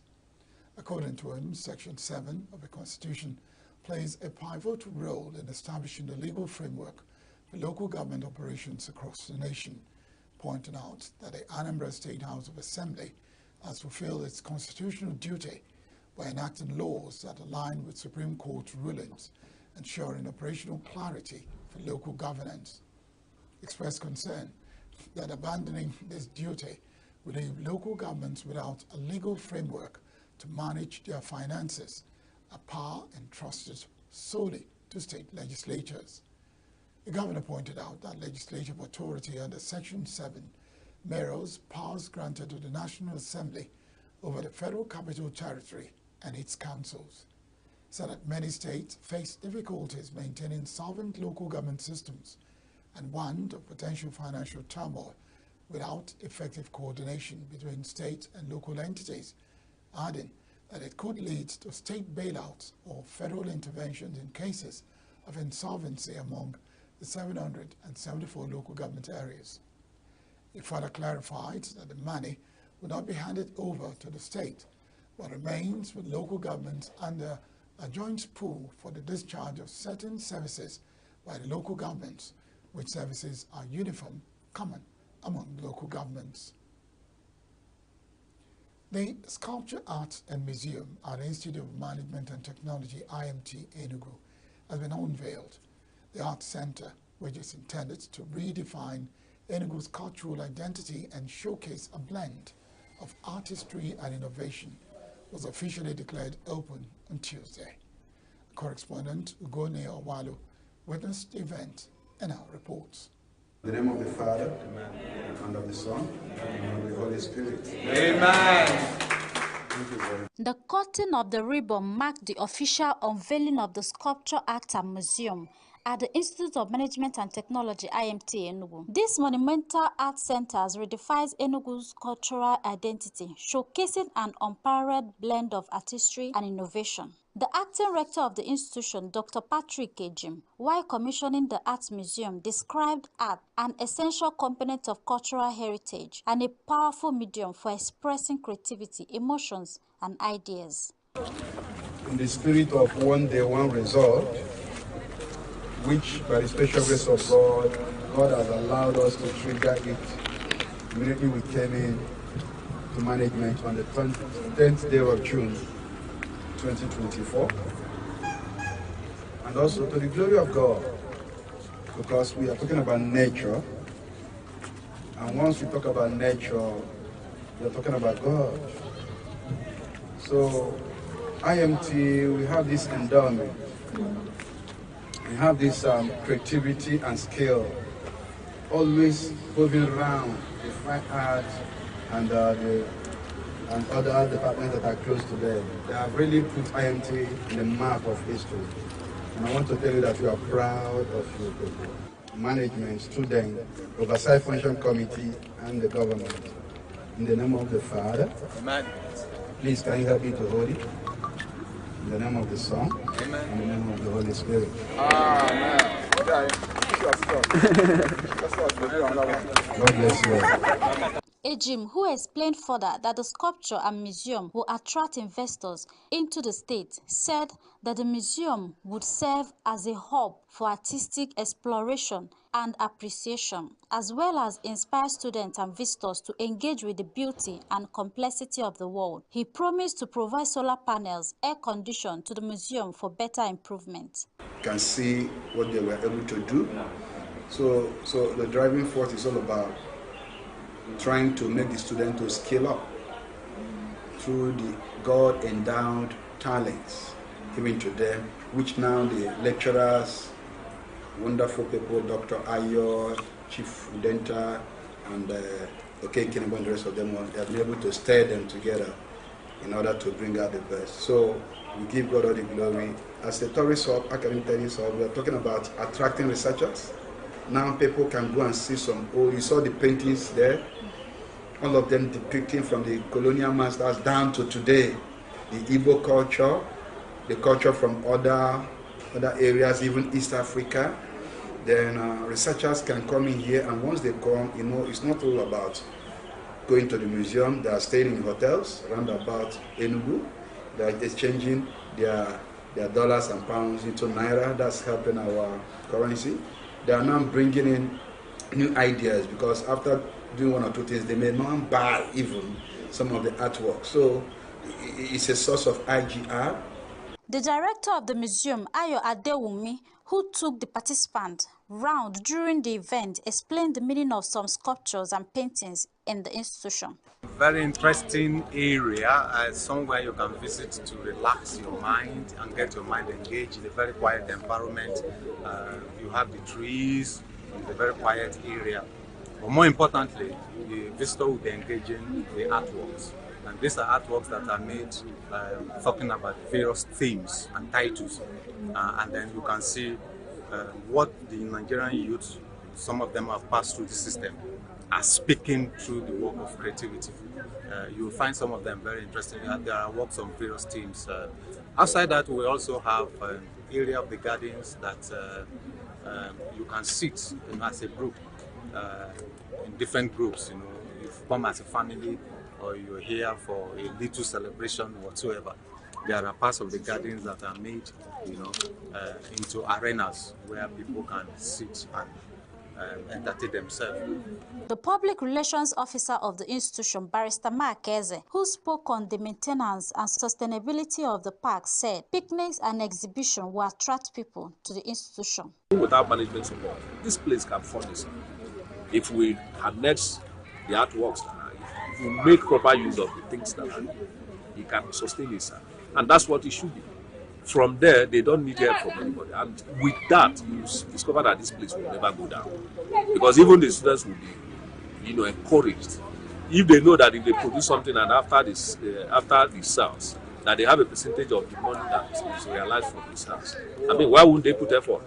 What else do you do to make money aside that? So the place can sustain itself. But meanwhile, management will continue to support to make sure that it comes on board. Some students whose artwork made it to the gallery thanked the school for the platform to express their creative side, describing the initiative as laudable. This is an opportunity for you to create a job for yourself. Then when you are out of the school, you can't seek for any job outside. Because I got improved academically, and I mean, for me to be from the school, I know that I'm one step ahead from roadside fellows. Walkway as our projects depicting waste management and usage of local materials for construction, which we use it as passing information to our country, Nigeria, that we can use our homemade materials to construct a lot of things. In ENUGU, Ugonna Walo, reporting for Signature TV. The National Agency for Food and Drug Administration and Control, NAFDAC, has called for increased collaboration among sister agencies to tackle the growing menace of fake and substandard products in Nigeria. Martins Iloyomade, NAFDAC's Southeast Zonal Coordinator, emphasized the importance of synergy among agencies, particularly during the country's current economic crisis. Iloyomade made a call on Tuesday during a press conference to mark his one-year anniversary in office. The Zonal Coordinator pledged his commitment towards ensuring that the production of fake products are terminated in the Southeast, noting that the region has become a hotspot for the manufacture and distribution of fake products, exacerbating the security challenges in the zone. Tramadol also, we have seen different pockets of interceptions in Indonesia. These products are nationally banned, even though they are not internationally banned. I'm emphasizing that. And it is NAFDAC who plays those bans because of the effect that people are doing. We have a normal tramadol that is for prescription and all of that. But we have the abnormal ones that people use over 200 milligrams, and people use it. Once they take it, they are high, they can do anything. And studies have shown that anywhere you see proliferation of these things, there will be high rate of criminality, there will be high rate of insecurity in those places, because these elements need to use these things to be able to perpetrate what they want to do. The director shared an account. urged security agencies, stakeholders, and community leaders to join forces to bring offenders to book. We need the collaboration of everybody, and that's why we are saying this, having these meetings. We need the collaboration of everybody in the Southeast to assist, to reduce the circulation of these things, even if we cannot say zero, but to assist. How? When these things are seized, people high and mighty in the society will be begging that these things should be released. We are just appealing to the conscience of people that NAFDAC is not against anybody's business. We are against illegal business. We are saying don't do things that will kill people. So the headlines should support what NAFDAC is doing to make sure that we have a free society that all of us can be proud of. The director shared an account of a suspect, Onwuzobina, who allegedly used his apartment for producing herbal medicines. Speaking to Signature Television, Obina narrated his own side of the story.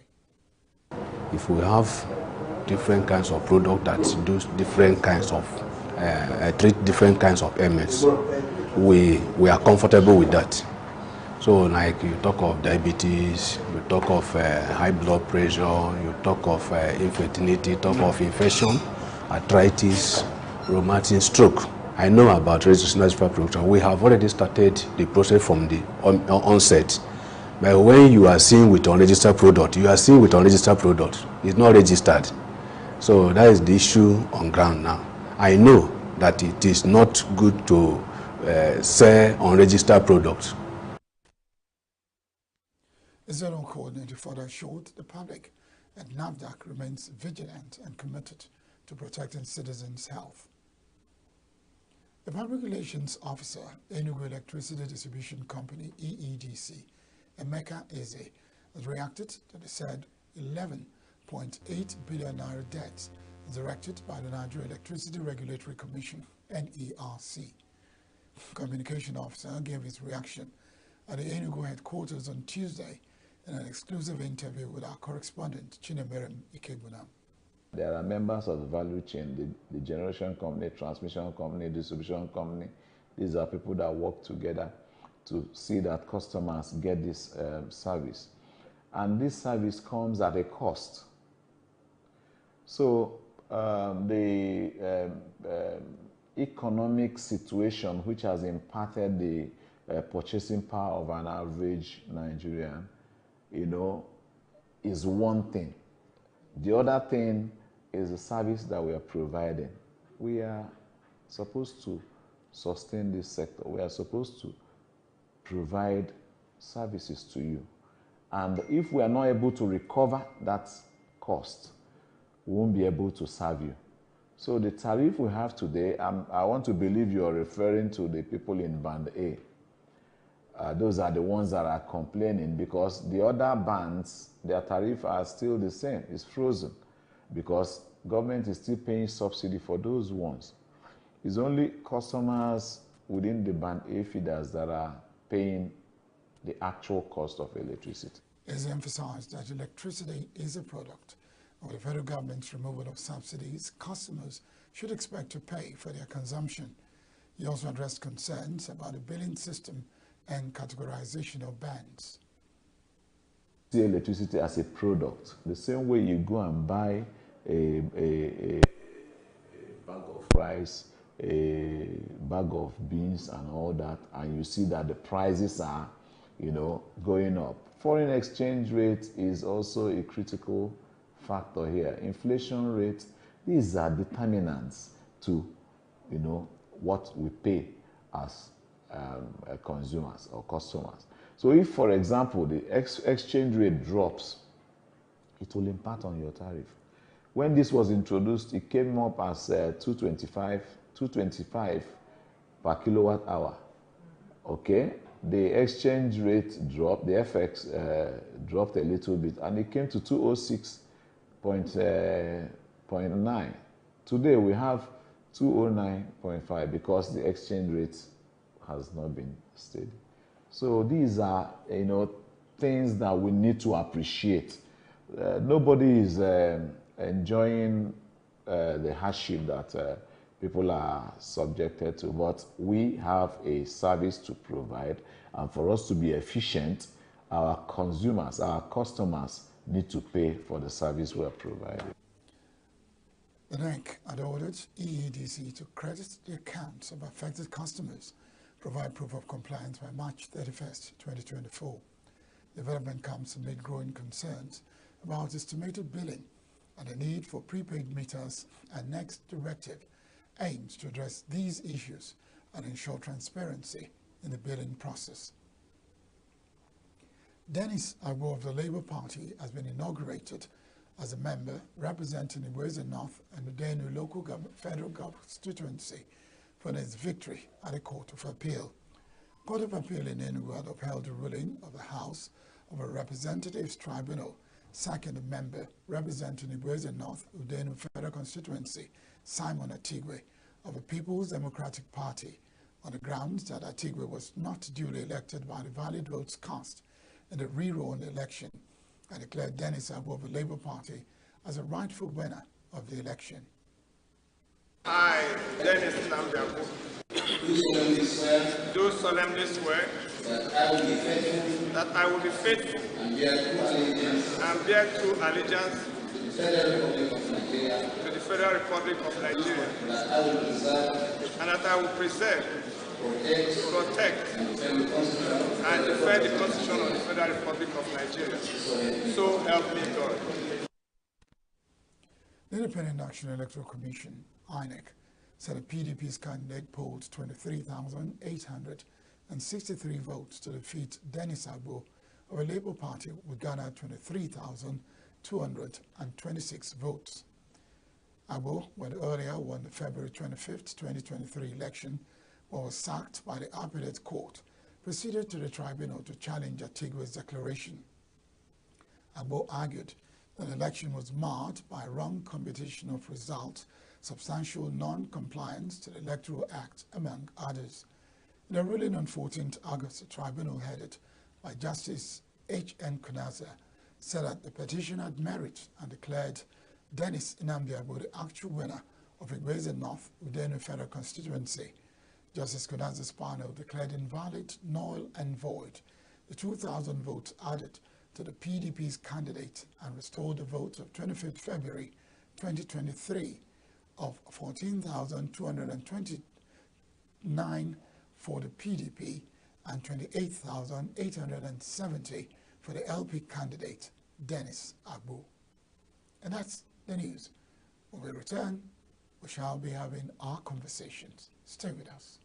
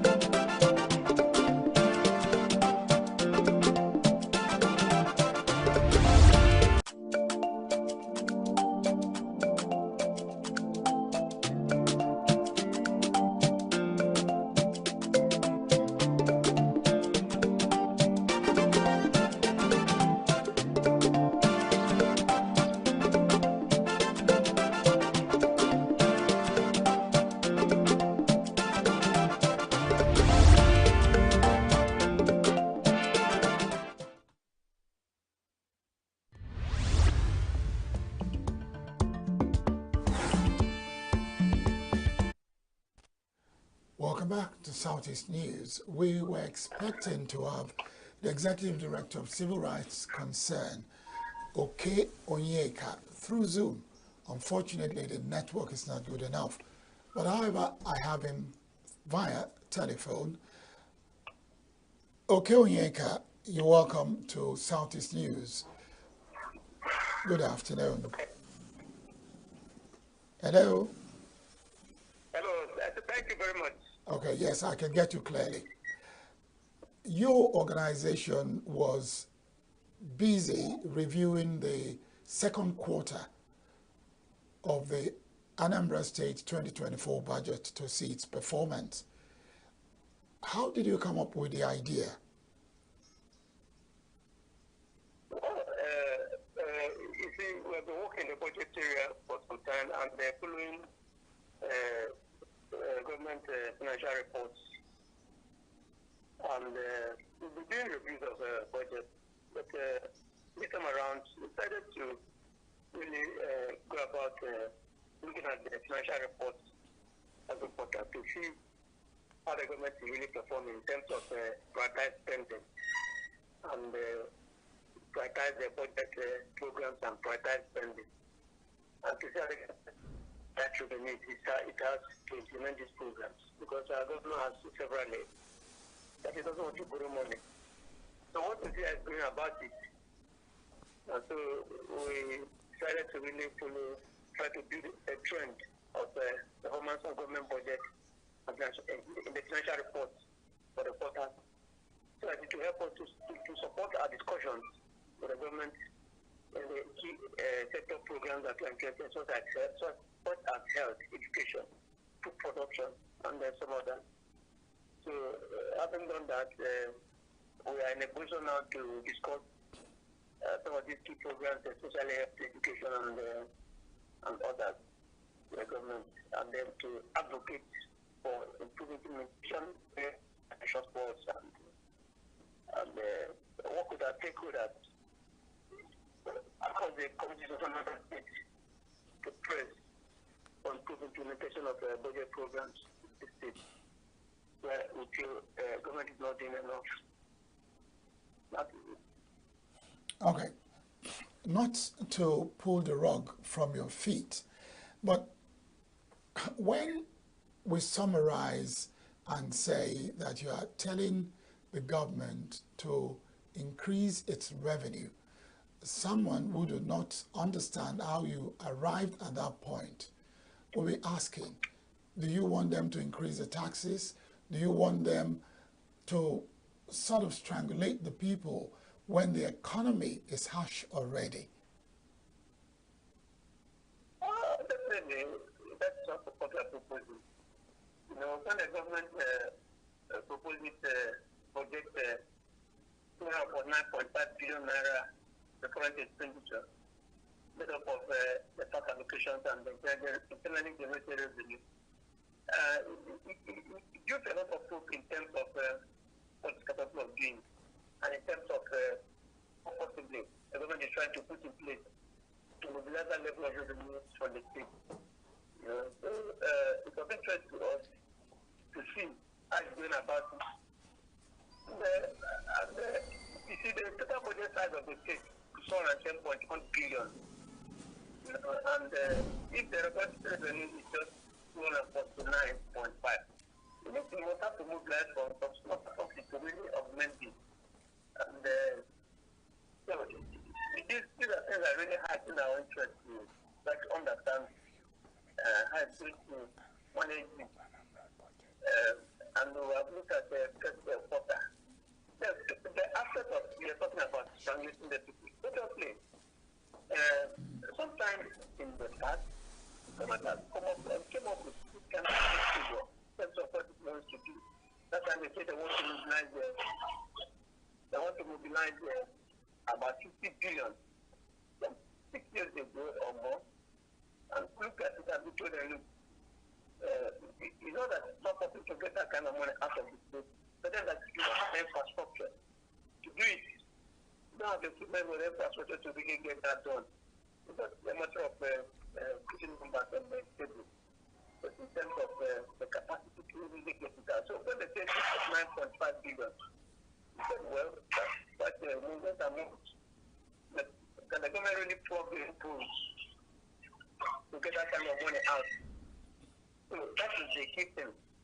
Plugging the loopholes in the revenue, plugging the leakage in the revenue system to get that kind of money. The government can get this kind of money out, but and it doesn't actually need to increase taxes.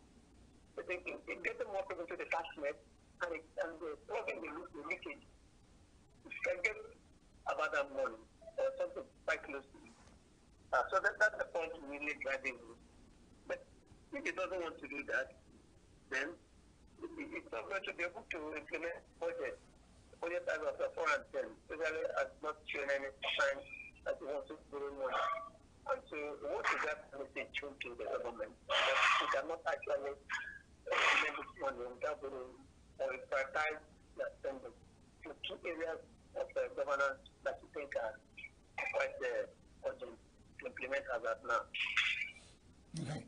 Now, given this scenario, you did talk about the different sectors and you mentioned education as being far down the ladder. And I'm wondering why education should be ranked number 7 in the budget for 2024 when people are increasing the budgets for education in many other states in Nigeria. Why is that so, from your findings? That's the reality, really. Talk on the government work. The government is interested in constructing roads, possibly as a sort of community demand and the erosion challenge. And the city below them, that won't take more than 50% of the budget and the prioritize spending. This more than 50% of the government spending. We can see a government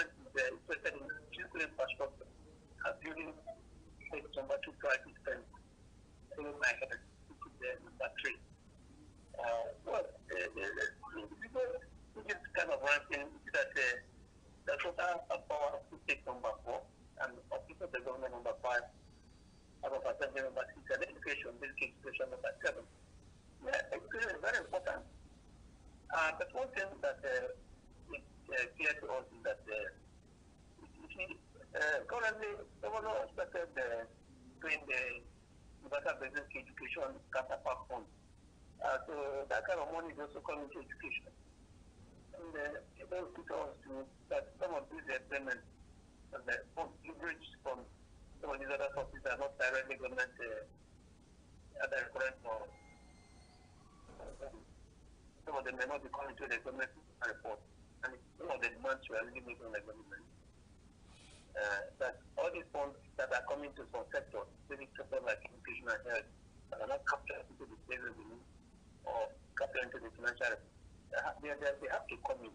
So that we know actually how much actually goes into implementation of programs in those areas. So if the government is looking at this kind of funds that go into education, like the first fund or some other agencies that are supporting program development, and because of it, they are not giving it as much money as we feel it ought to be. But they should bring it in so that it shows us in reality in terms of money that's injected into the system and make the people actually make the demand from better implementation of these programs. So it talks about recommendation to government that because of Chinese report to the government that all funds that are coming to health that is not directly from the government is public capture so that we know how much actually goes into implement the government program. So there have been other things too. But this is our position really on that, and I believe they're going to be in education like the funds. Sometimes UNICEF that actually explain children's programs on the World Bank and all that, all these groups who are interested in funding basic education and things like that. They may bring funds, but it doesn't come into revenues that are captured. So, in totality, we want to see all these funds coming. So education is very important. Currently, the government is recruiting teachers, because these are areas that are really wobbling in terms of getting these sectors to perform. If you don't have teachers, if you don't have doctors and the nurses and the government community essential workers, you cannot really do projects, do health, you cannot do education. And that's why when you get to some of the primary health centers, they are looking more about really. And so most of the infrastructure the government is doing is also in the area of health, in the area of education. But they want to see so that we build strongly what they are doing. And that's why we're working with our partners across the country to really give information in terms of the area the government has actually deployed its funds. The government has deployed over 3 billion naira these 2 quarters in health and infrastructure. So I want to see. Also in this situation, I think it's just up 421 million. I want to see this thing so that we believe the government on the more. So we're told that we want to see and they have partners across the committee to bring this information on this so that when we're telling the government the money that's spent is using dividends will be strong and popular here. But when I was just in the financial report, our network are working to bring this information in terms of the government so we can see and treat that the system is working. Thank you very much, Okay, Onyeka. Now, from what you've hinted at, there is issue of transparency because some of the items you mentioned are not captured in the budget. And that may also give an idea why education is ranked number 7, because there is no way, if they pay the counterpart funding for UBEC, that they will not get anything in terms of renovation or building of infrastructure in education. So from your recommendations, I want to believe that the state government will take action to ensure that all the funds are captured the way they should be. Now, you talked about 44.4% growth in IGR. Compared to what happened in 2023, how remarkable is that for the same period in 2023? Well,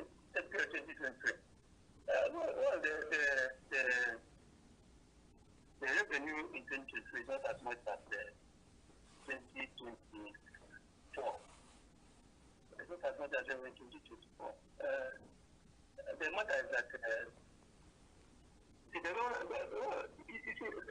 PAC accounts, I think what really makes the difference, that difference is the PAC account, which in 2024 performed perfect in 2023. And even the idea, independent revenue also performed better before. I mean, nominally, in terms of that without counting the inflation, inflationary trend we have now. The total internal generated revenue for 2024 for the first half of the year is over 18 billion. 10 billion in the first quarter and around 10 plus in the second quarter. And so we can see that it's not really very bad for the people. Counting inflation, inflation into constitution will never be as much as what was in the past. So 15 billion naira in the first half of the year, which used to be maybe the total revenue of the state for the whole year. Mm-hmm. 4 or 5 years ago, almost. So I think they've not done badly in the idea. But then, if you add it to fact, which you want at 4 for the 2 quarters, 60.2 billion first quarter, 4.2 billion naira in the second quarter, giving 134.5 billion naira in the 2 quarters. I think they are not doing badly. But then the fact matter remains that you cannot fund the 410 billion naira revenue in 2023.